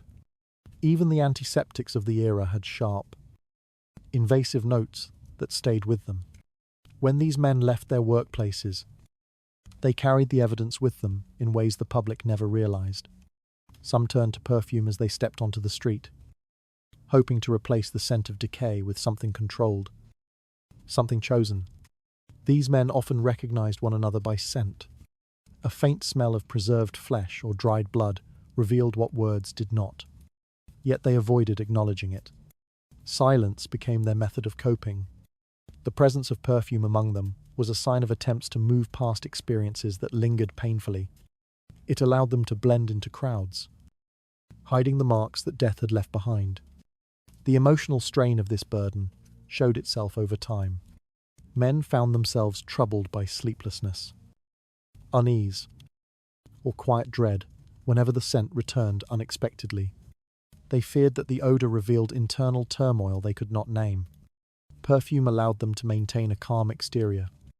They hoped the fragrance would shield them from their own reactions, even if only briefly.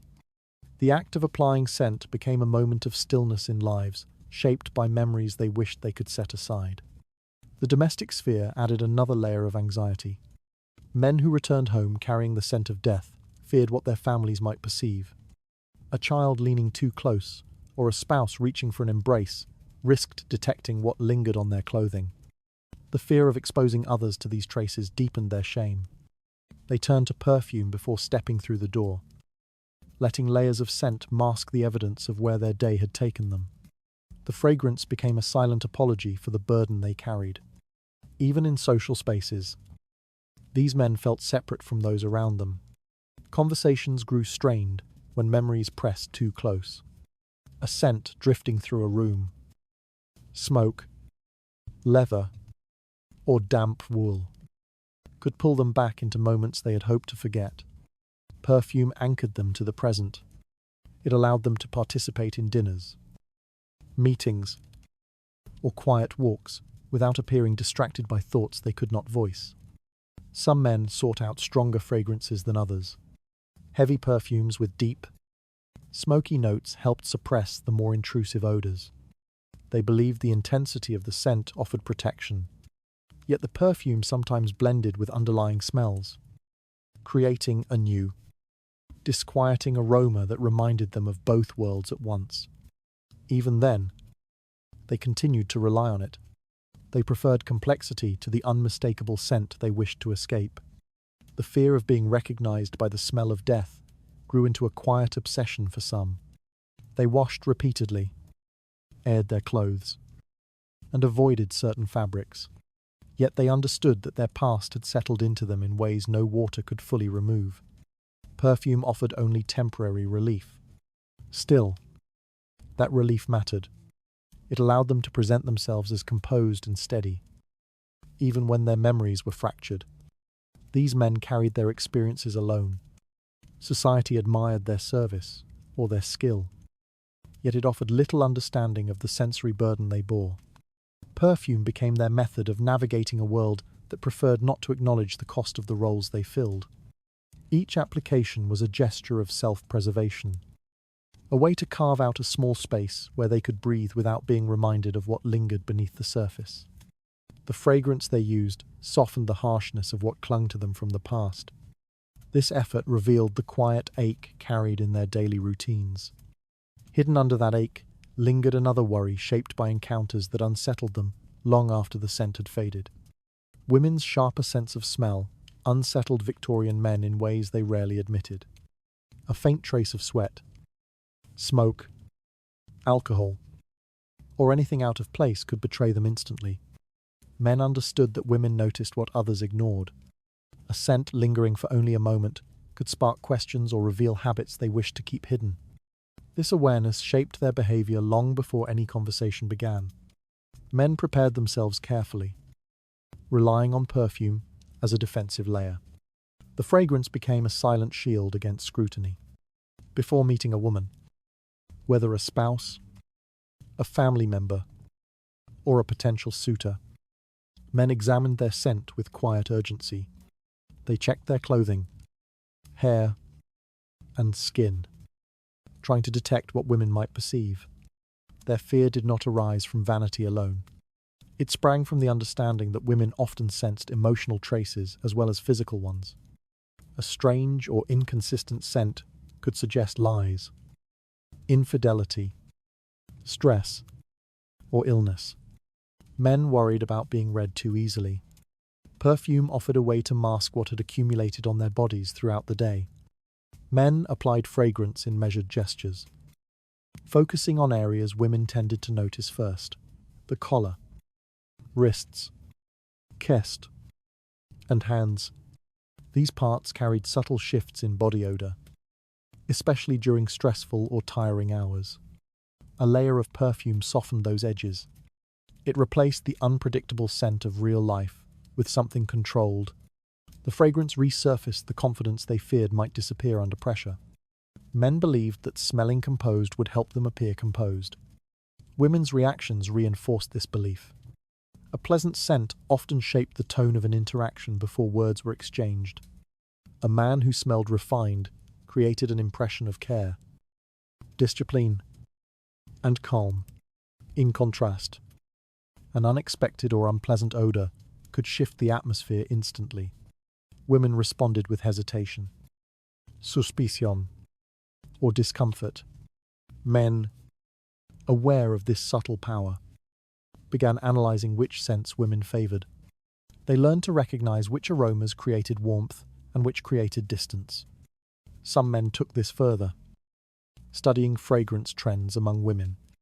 They observed which scents elicited positive responses during dances, dinners, or brief encounters in markets. Notes of citrus, wood, or soft spice often drew interest, while heavy musk or strong resin sometimes pushed women away. Men adjusted their perfumes accordingly, attempting to create familiarity without appearing deliberate. They did not want women to suspect manipulation.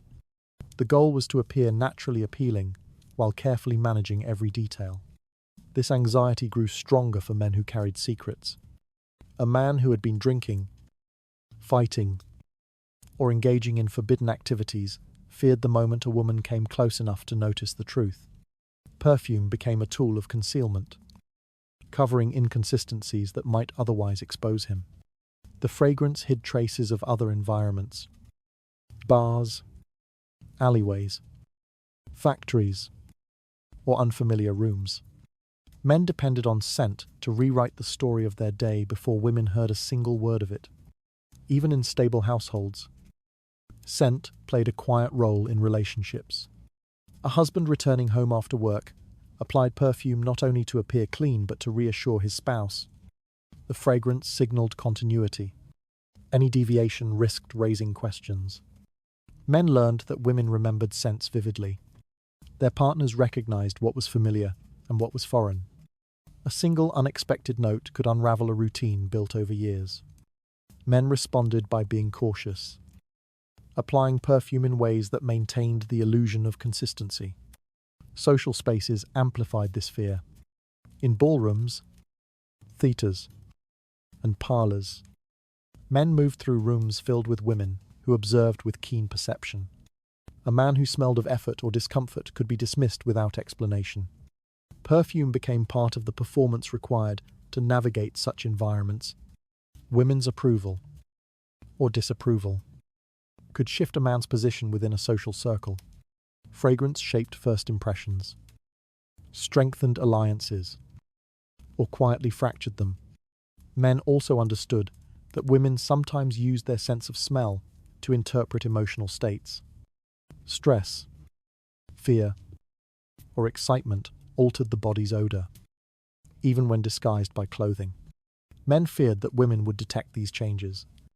Perfume offered a way to mute emotional transparency. It allowed men to hide turmoil behind a layer of aromatic calm. In moments of conflict or uncertainty, they applied fragrance as though it could steady the self or protect vulnerable parts they did not wish to reveal. The pressure to manage scent reflected the expectations placed on Victorian men. They were supposed to appear composed, confident, and self-contained. Women's perceptiveness challenged this facade. Perfume allowed men to maintain it. Each application created a small distance between who they were and who they needed to seem. The scent they carried became part of their controlled presentation: clean, stable, predictable. Behind these careful gestures lived the quiet fear of exposure. Men knew that perfume could not erase all traces. A sudden movement, a warm room, or a moment of closeness could reveal what lay beneath. They carried this unease with them, even as they layered fragrance to soften the risk. Women's sensitivity to scent served as both admiration and threat, an ability that shaped how men prepared for every encounter. The fragrance they relied on softened the truth women might have sensed too easily. This effort revealed the unease woven into their daily interactions. Within that unease waited another source of tension formed by lives divided between duty and hidden impulses. Men whose livelihoods kept them close to filth understood the weight of scent more deeply than most. Their work placed them in stables, gutters, slaughterhouses, waste yards, and alleys lined with refuse. Throughout the day, their bodies absorbed odors that clung to skin, clothing, and hair. These scents were not subtle. They carried the unmistakable heaviness of decay, sweat, and dirt. Yet many of these men lived within communities where such work was judged harshly. To protect themselves from that judgment, they constructed a different identity for evening hours, one upheld by perfume. After long days spent handling waste or managing animals, these men returned home with the familiar burden of odor lingering around them. The smell settled into their coats and boots, and even after washing, it retained a trace of itself. They feared that the scent would reveal a truth they preferred to keep hidden. Many concealed their occupations from neighbors or acquaintances, especially those who lived beside more respectable trades. They wanted to be treated as equals, not reduced to the scent of their work. In the quiet moments after finishing their tasks, They turned to perfume as a way to cross the boundary between labor and social life. Strong, dense fragrance, musk, leather, tar, and spiced resin became tools in this transformation. Men applied these scents generously, sometimes layering multiple blends until the original odor seemed almost buried. They believed that creating a powerful aroma would override the traces they carried from the day. The perfume allowed them to enter taverns, gatherings, or street markets without attracting immediate suspicion. These evenings became rituals of reinvention. A man who spent his day knee-deep in waste could walk into a room smelling refined and controlled. Conversations flowed more easily when those around him remained unaware of what his hands had touched hours earlier. Perfume offered protection from questions, judgment, or ridicule. It created the impression of stability, allowing men to blend into spaces where their real scent would have exposed them instantly. The desire to conceal their occupation was rooted in shame, shaped by Victorian values.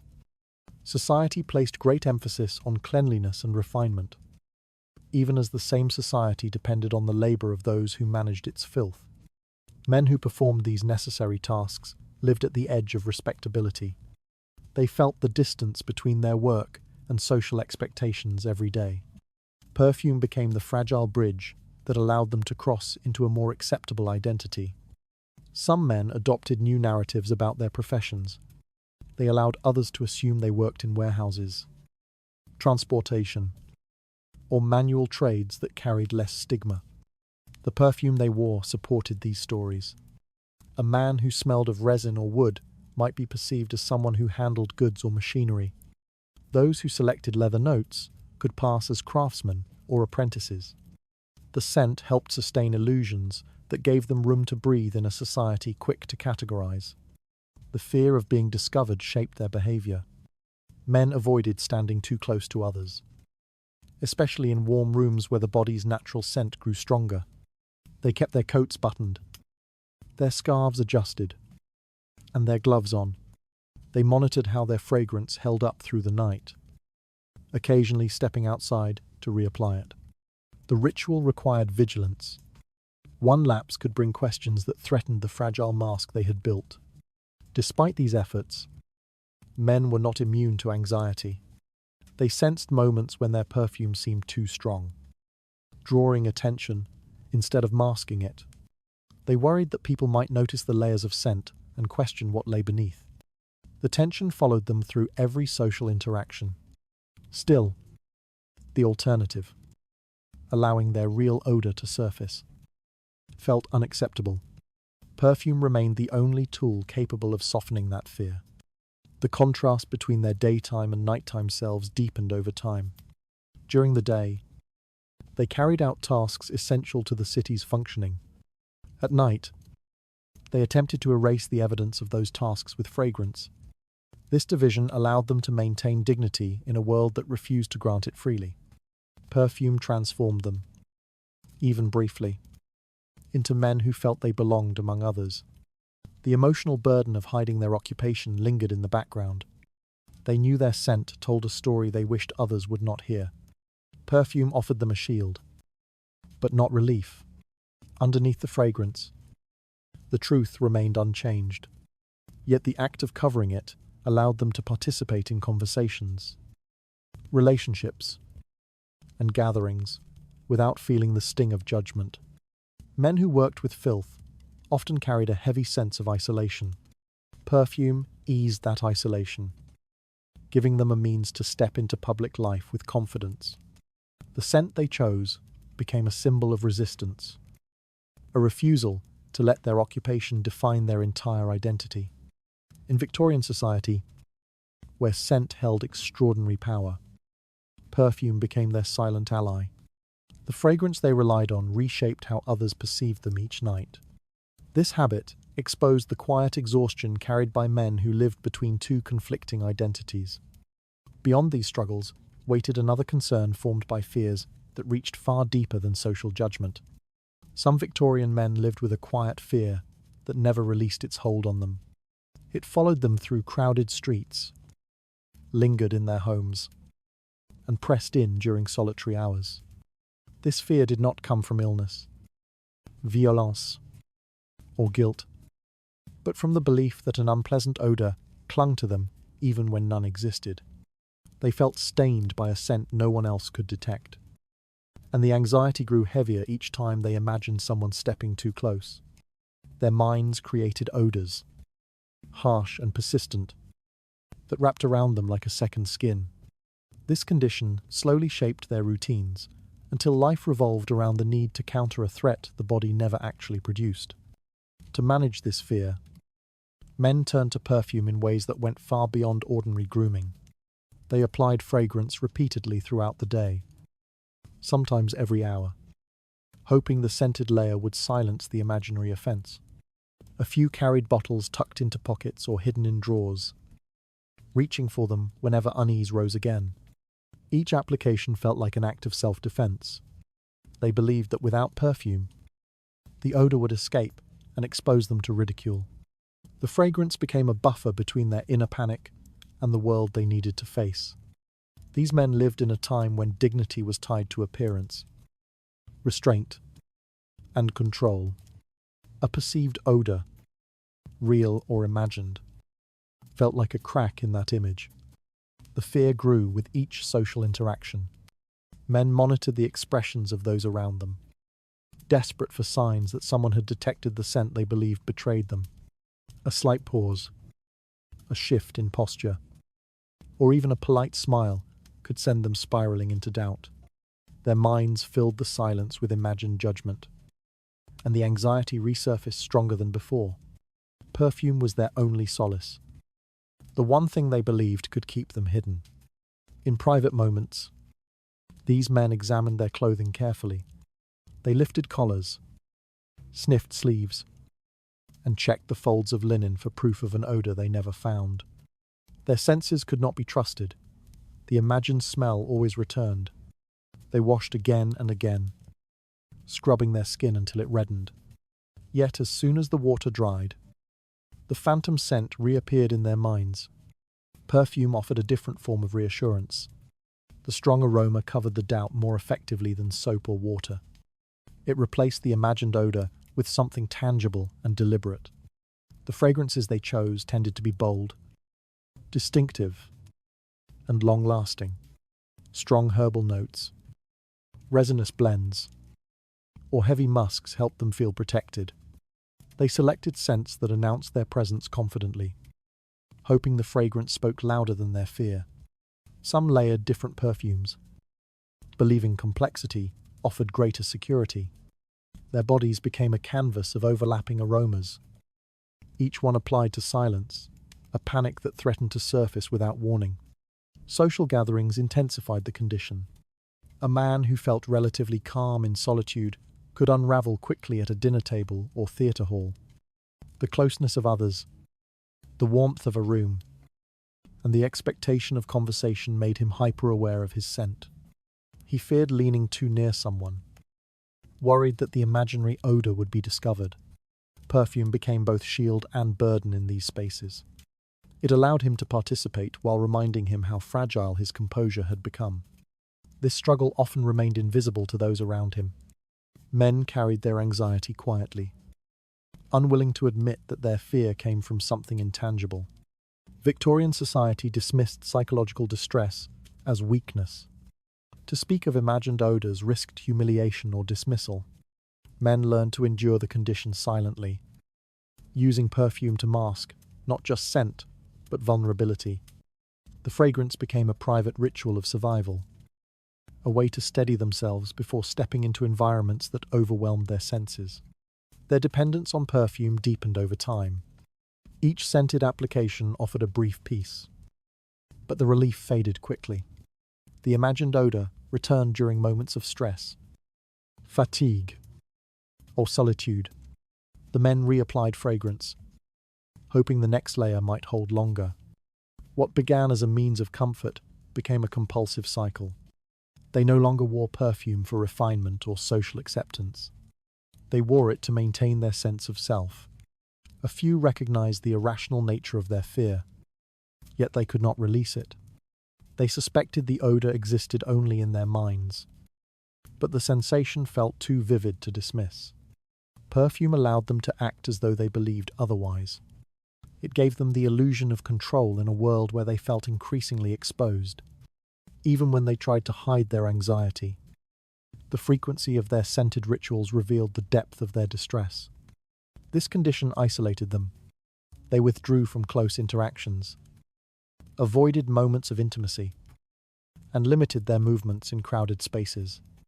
They feared that others would notice the constant reapplication of fragrance or detect a scent they alone imagined.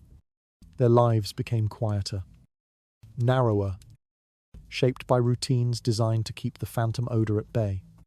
The perfume offered stability, yet it also reminded them of the fear they could not escape. The reliance on fragrance revealed a human truth rarely spoken in their era. Vulnerability could live inside men who appeared calm and composed. Their struggle with imagined odors showed how psychological distress found ways to express itself through the senses. Perfume became their anchor, a fragile but necessary tool for maintaining balance in a world that allowed little space for weakness. The fragrance they wore steadied a fear their minds refused to release. This ritual exposed the hidden strain, shaping their attempts to appear controlled.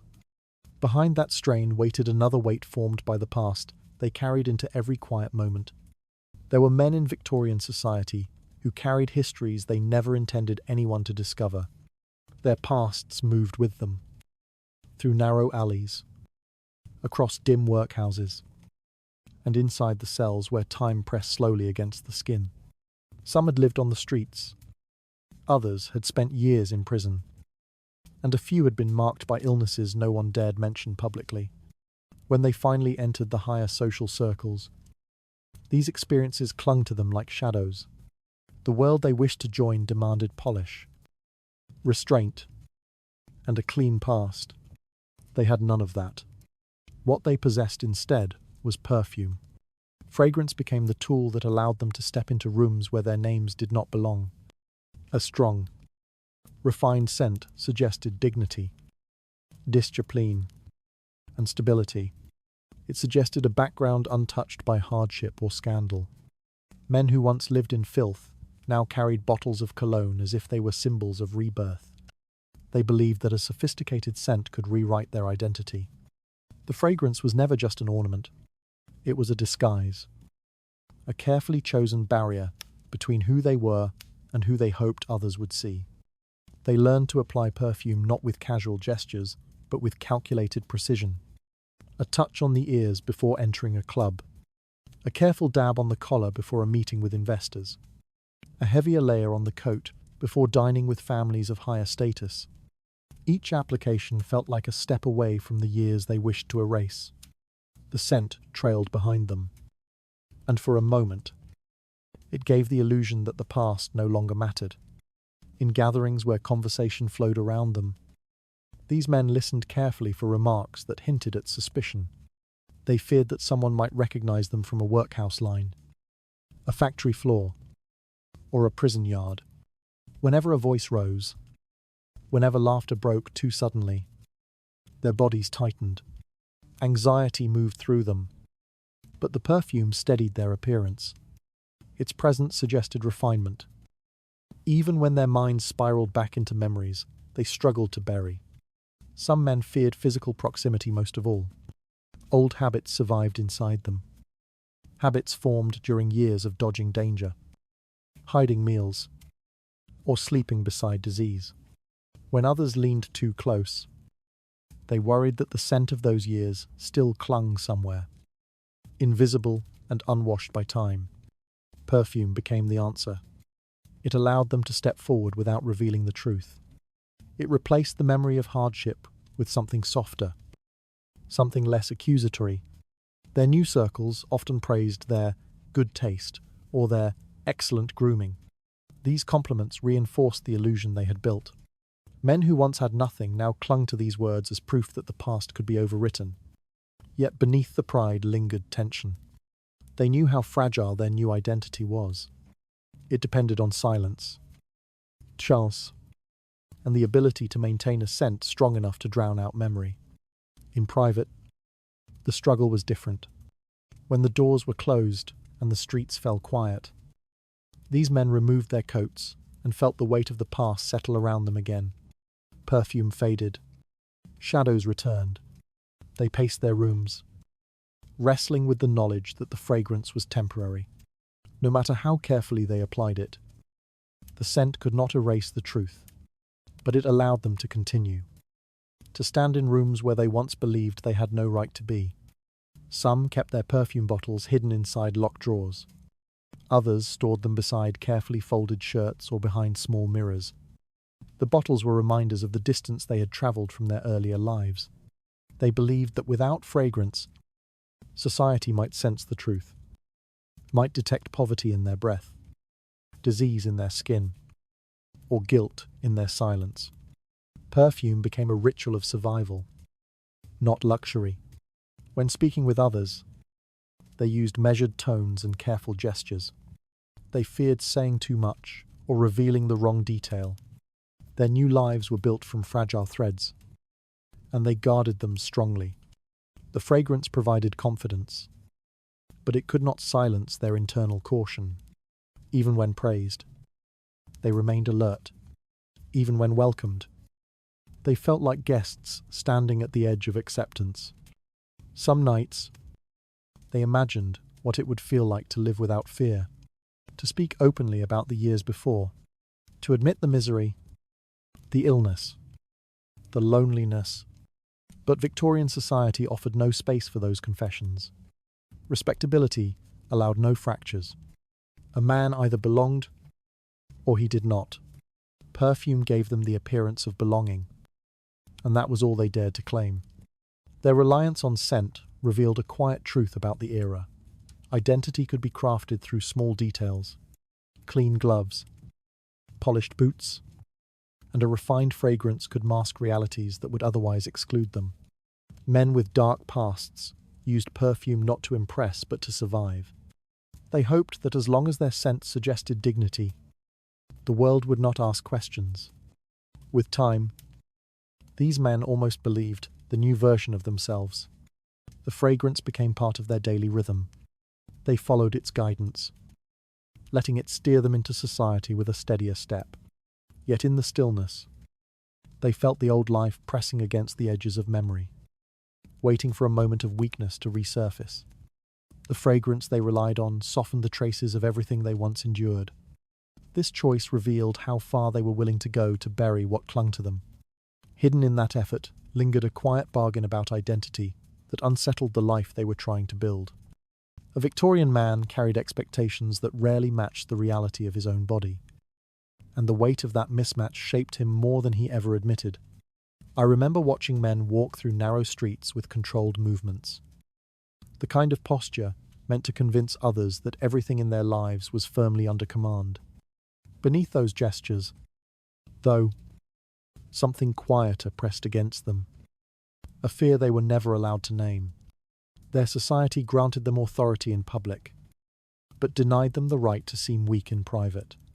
And nothing threatened them more than the suspicion that they were physically inadequate in the way other men were not. Whispers about a man's failures could stain him more deeply than any visible flaw. A ruined business could be rebuilt, a tainted reputation sometimes repaired. But rumours about his masculinity had a way of clinging to him like smoke. Many lived with that dread folded inside them, shaping every interaction. Conversations shifted when the topic neared anything related to desire or potency. Jaws tightened, shoulders stiffened, and eyes flickered downward in brief, involuntary shame. They did not speak directly about their fear, but the silence around it grew so thick that even a harmless remark could bruise their confidence. Perfume became an unlikely refuge. It allowed them to project an image of desirability, strength, and self-assurance without ever confronting what they lacked. A man who smelled bold and composed could direct attention away from the truth he hoped no one would discover. I often watched men select fragrances with great care, dark spices that suggested dominance, resinous woods that implied stability, and musks heavy enough to create the impression of vigorous health. They dabbed the scent on with controlled hands, as though each drop held the authority they feared losing. Some men even leaned into the promises made by perfume sellers. Advertisements hinted, quietly but insistently, that certain blends could awaken energy, steer passion, or make a man irresistible. Nothing in these claims held scientific value, but desperation made them believable. A man who felt betrayed by his own body looked for help wherever it appeared. And a bottle that offered confidence was easier to reach than a doctor who would shame him for seeking answers. Behind closed doors, the ritual of applying fragrance took on a different tone. I saw men linger before mirrors far longer than necessary, adjusting collars, examining their reflections for clues about what might give them away. They tested the scent on the air, breathed it in slowly, and hoped that the impression it created would be enough to distract others from the truth lodged inside their private lives. They tightened their waistcoats, smoothed their hair, and performed each small step as though building a version of themselves that no one could question. Perfume was not simply a finishing touch, it was a shield. When these men approached women, the effect of scent became even more important. They leaned slightly closer during conversation, letting the warmth of their skin lift the fragrance into the space between them. Confidence could be borrowed in this way, just enough to carry through an evening without raising suspicion. Women responded to the atmosphere created by the scent, unaware of the uncertainty beneath it. And for a moment, the man could believe in the version of himself that the fragrance suggested. Yet perfume carried limits. In private moments, when intimacy pressed too close, the mask began to slip. I remember the hesitation in their movements, the slight retreat in their eyes, the tension that built when they feared their bodies would betray them again. Some avoided such moments altogether, relying on fragrance to maintain distance without revealing the reason behind it. Others hoped the intensity of the scent might distract from what they could no longer control. Their struggle was not entirely physical. It was shaped by a culture that tied a man's worth to strength, performance, and command. Failure in this single domain threatened the foundation of who they were told to be. Medicine offered little comfort. Shame offered even less. Perfume stepped into the space where help should have existed. It offered no cure, no real solution. But it provided a story a man could tell about himself, one that others might believe as long as the scent remained strong enough. The truth is that fragrance became a way to negotiate identity. Each application was a quiet attempt to adjust the distance between who they were and who they wished others to see. A man might carry his fear into every room, but if the air around him smelled confident, then perhaps he could move through the world without bending beneath the weight of that fear. Even if the effect lasted only a few hours, those hours mattered. In the end, these men did not rely on perfume because they loved the scent.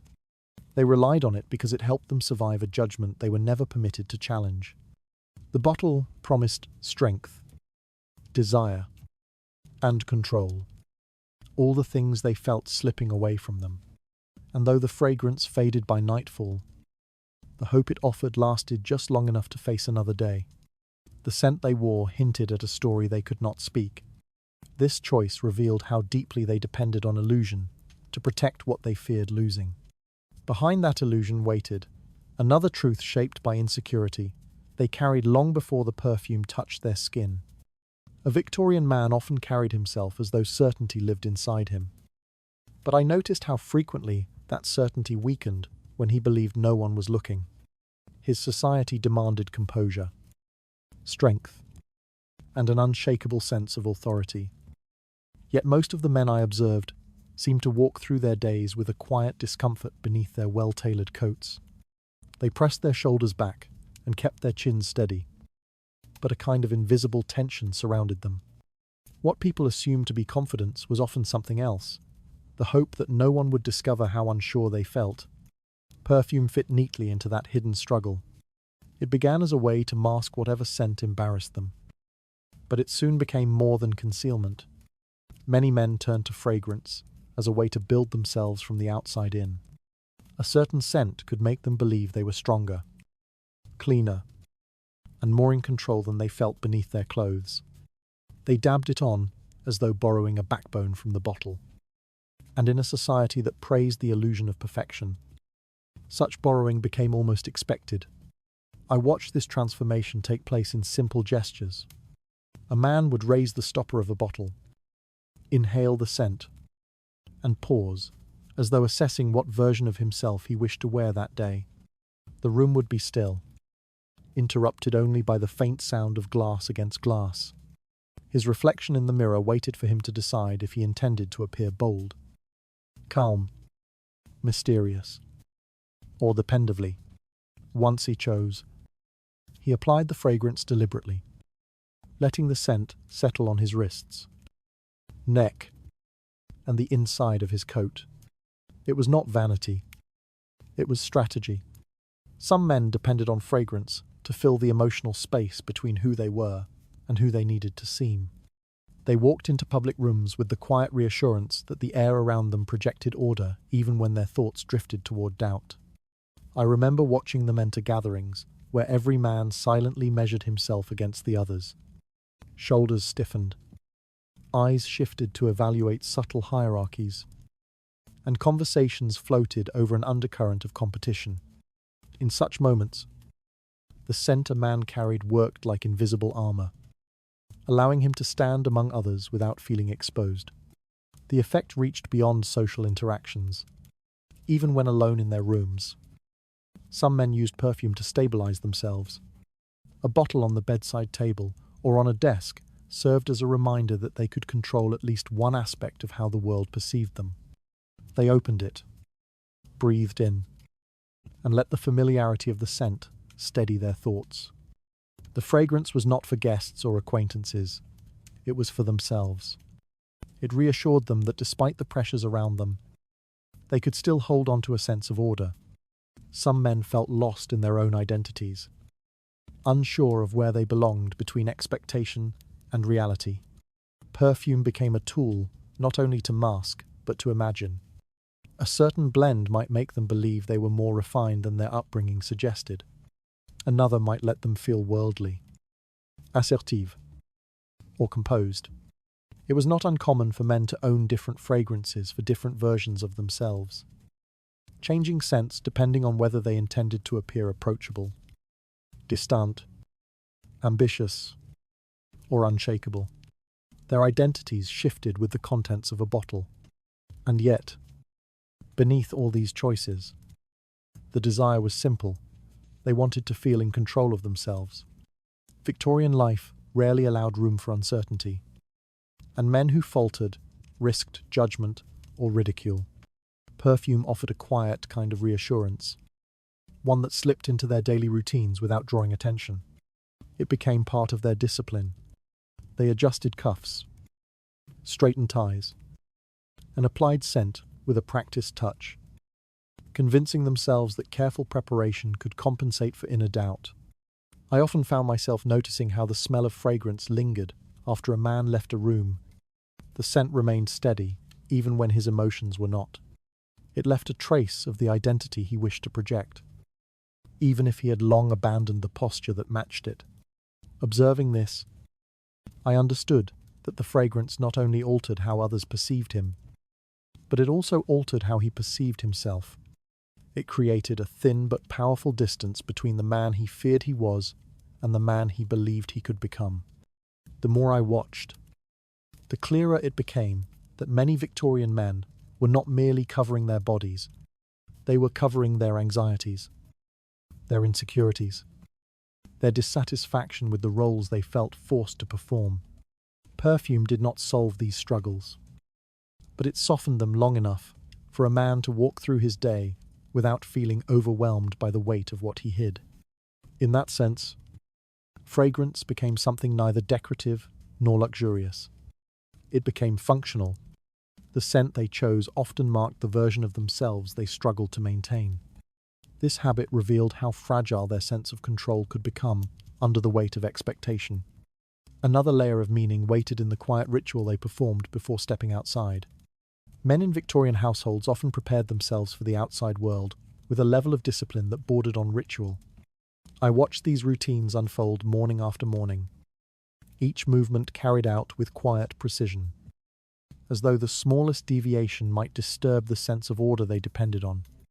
Their clothing was arranged carefully, boots polished to a steady shine, collars inspected, and wrists straightened. Nothing was hurried. Nothing was accidental. The atmosphere during those moments felt held in place, as though the room itself paused to witness the transformation from private man to public figure. Perfume entered this sequence at the very end. After the fabric had been smoothed and the coat aligned, they reached for the small bottle waiting on a table or shelf. Their hands slowed before picking it up, not out of hesitation, but out of respect for the significance of this final step. The bottle represented control, concealment, and reassurance all at once. Once opened, the faint sound of the stopper breaking the seal of still air often seemed louder than expected in the quiet morning rooms. The fragrance rested on pulse points with deliberate intention. They touched it to their wrists, the side of the neck, the inner lining of a coat, knowing that warmth would lift the scent gradually throughout the day. These locations were chosen for consistency, not too forward, not too faint, just stable enough that the smell would remain with them through unpredictable hours. Their faces rarely revealed emotion during this process. The goal was not pleasure. It was stability. Many of them admired their reflection only after the fragrance settled. They stood motionless, checking alignment, posture, and expression. Sometimes they made small adjustments, shifting a knot, lifting a chin, tightening a button. It was difficult to ignore how much pressure they placed on this brief moment. The mirror became a silent judge, reflecting the version of themselves they intended to present. Whatever uncertainties they carried privately were tucked away with the help of that controlled scent. In these rooms, perfume acted less like a luxury and more like confirmation. Without it, their preparation felt incomplete. Their hands occasionally trembled when they realized the bottle was nearly empty, as if the absence of fragrance threatened the foundation of the persona they maintained. They relied on its presence the way others relied on a familiar voice or a steady habit. It offered no promises, yet its effect was powerful. It allowed them to step outside with the confidence that their secrets remained undisturbed. I noticed the same pattern repeatedly. The door opened slightly. They paused to inhale the air of the hallway, and only then stepped through. Before the door closed, they looked back once, not at the room, but at the life they were leaving behind for the day.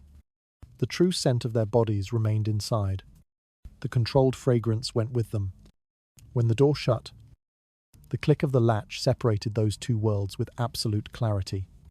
On the other side of that door, the street waited with its noise, its smoke, its crowds, but the scent they carried travelled ahead of them, shaping impressions long before they spoke.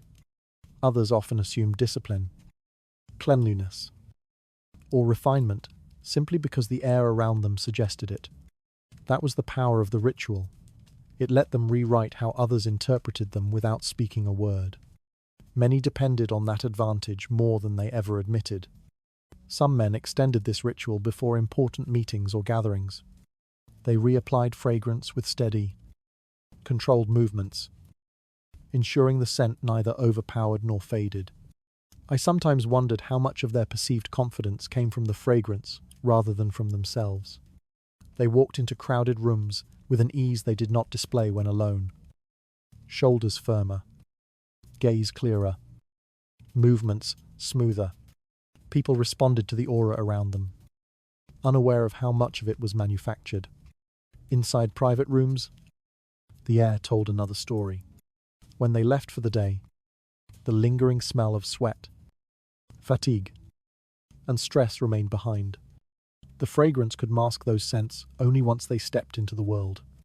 Indoors, the truth stayed trapped in the stillness. Outside, only the illusion travelled. This division became part of their daily rhythm. I watched young men learn this process from older ones. They studied the quiet discipline, the specific points of application, and the timing of the final step before leaving. It became tradition, not because anyone declared it so, but because no one questioned it. Perfume shaped their self-presentation as thoroughly as clothing or posture. It functioned as a boundary between vulnerability and expectation. With time, I realized this morning sequence revealed more than they intended. Their careful attention to fragrance reflected a desire for control. Control over judgment, perception, and the narrative formed around them. They wanted to manage the distance between their real selves and the selves they offered to the public view. In a society where men were expected to appear secure, composed, and unbothered, Perfume offered a quiet method of reinforcing those expectations. Every detail of the ritual mattered. Even the act of closing the door carried weight. Once the latch clicked, whatever flaws, doubts, or tensions they hid belonged to the room they left behind. Outside, only the scent remained to speak for them. The fragrance they applied marked the end of one identity and the beginning of another.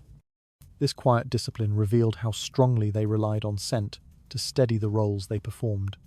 Something in the hush after the door closed hinted at the weight they carried into the world. People often imagine Victorian men as figures who moved through their world with certainty, their steps steady, their voices firm, and their choices unshaken by doubt. Yet after spending years observing them in quiet rooms, crowded streets, and dimly lit corridors, I learned that much of what appeared strong was shaped by pressures they never openly acknowledged. They lived in a society that demanded perfection not only in behavior or posture, but in something far more intimate, the very way they smelled. Any trace of natural scent could be interpreted as weakness, carelessness, or failure to uphold the standards expected of their class. In that world, fragrance was not a luxury they applied for pleasure. It was a requirement for survival. Many of them understood this early in life. Boys watched their fathers preparing to leave the house, noticing how the final step was always the same: a quiet moment with a bottle of perfume, a controlled movement of the wrist, a final breath released with the steadiness of a man bracing himself. Over time, this became part of their own routines. They grew up learning that the scent a man carried mattered as much as the words he spoke or the clothes he wore. Their society read odor like a coded language, and anyone who failed to manage that language risked being dismissed as unrefined, unclean, or unworthy of respect. Some men carried this expectation lightly, treating fragrance as an ordinary part of the day. Others carried it with a heaviness that shaped their entire sense of self. I would often see them pause before applying perfume, not to admire themselves, nor to reflect on their appearance, but to gather the strength required to step into a world ready to judge every detail. Their hands moved slowly, almost mechanically, as though the act of applying scent had become a way to steady their breathing. The fragrance did not change who they were, but it created the impression they needed others to see. A man with secrets relied on perfume more heavily than anyone else, and many of them had secrets, some small and private, others dark and difficult to control. Unwashed clothes, untreated illness, hidden affairs, dangerous work, emotional instability, or simply the fear of being perceived as less than the ideal. Each of these left traces that clung to the body. Perfume did not erase those things, but it pushed them far enough beneath the surface that no one could easily detect them. In a society obsessed with hiding imperfections, fragrance became a shield. I often found myself noticing the difference between the scent they applied and the reality that lingered beneath it. A man might smell of cedar or musk or amber when he stepped into a room, yet the truth of his life clung to him in ways only the walls of his home ever witnessed. Some lived with anxiety thick enough to alter the air around them. Others carried exhaustion from factory labor or the sharp scent of stress from jobs that demanded constant vigilance. A few had hidden medical conditions that made their bodies betray them. All of it stayed behind closed doors, sealed away the moment they completed their ritual. Perfume was the gatekeeper between two versions of themselves.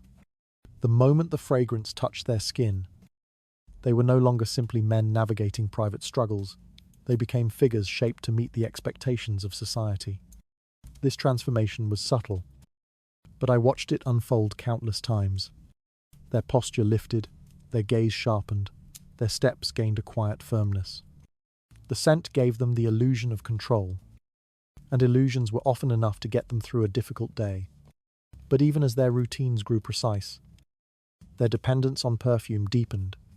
They did not apply fragrance because they enjoyed the smell. They applied it because they feared what life would look like without it.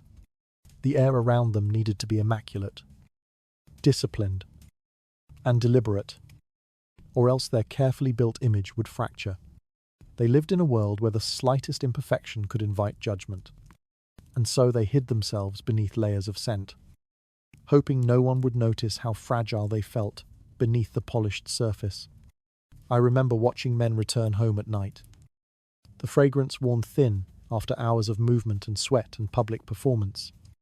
The moment the door closed behind them, their shoulders dropped in exhaustion. Their real scent emerged slowly, freed from the constraints of society. It carried truth, fatigue, stress, age, illness, desire, and fear. Yet this truth never walked with them through the streets. It belonged only to the private space where perfume had no authority. They rarely acknowledged this difference, but the silence in their rooms said enough. The idea that the scent was something they liked was a misunderstanding. What they liked did not matter. What society demanded did. A man could not appear anxious. He could not appear weak. He could not appear unclean. And so he wore fragrance like a uniform, one that wrapped tightly around his body and muted anything that risked exposing his vulnerability. In that sense, perfume was not decoration. It was survival. Observing this over the years changed the way I understood their world. I came to see that even the smallest bottle on a dressing table could represent fear, ambition, pressure, and the endless weight of expectation. Men who appeared confident often depended on scent to hold themselves together. Men who seemed composed often feared being discovered. And men who looked powerful often applied perfume with trembling hands, hoping it would disguise the parts of themselves they had never learned to accept. What remained constant was this: perfume gave them the distance they needed from their own truth. It allowed them to step into society as figures of control, even when their lives felt anything but controlled. And as long as society demanded perfection, from scent to posture, men would continue to rely on fragrance as their quietest, most essential weapon. The fragrance they carried silenced what they feared others might discover. This dependence revealed how deeply they needed protection in a world built on appearances. Something unspoken lingered in the air each time the scent faded, reminding them of what they tried so hard to hide. Thank you for walking with me through this long and hidden history. Now, let the noise of the day settle. Let your breathing soften, and let your mind loosen its grip on the world outside your room. May the quiet around you feel gentle, and may your thoughts drift slowly into rest. Good night. May you sleep deeply and peacefully.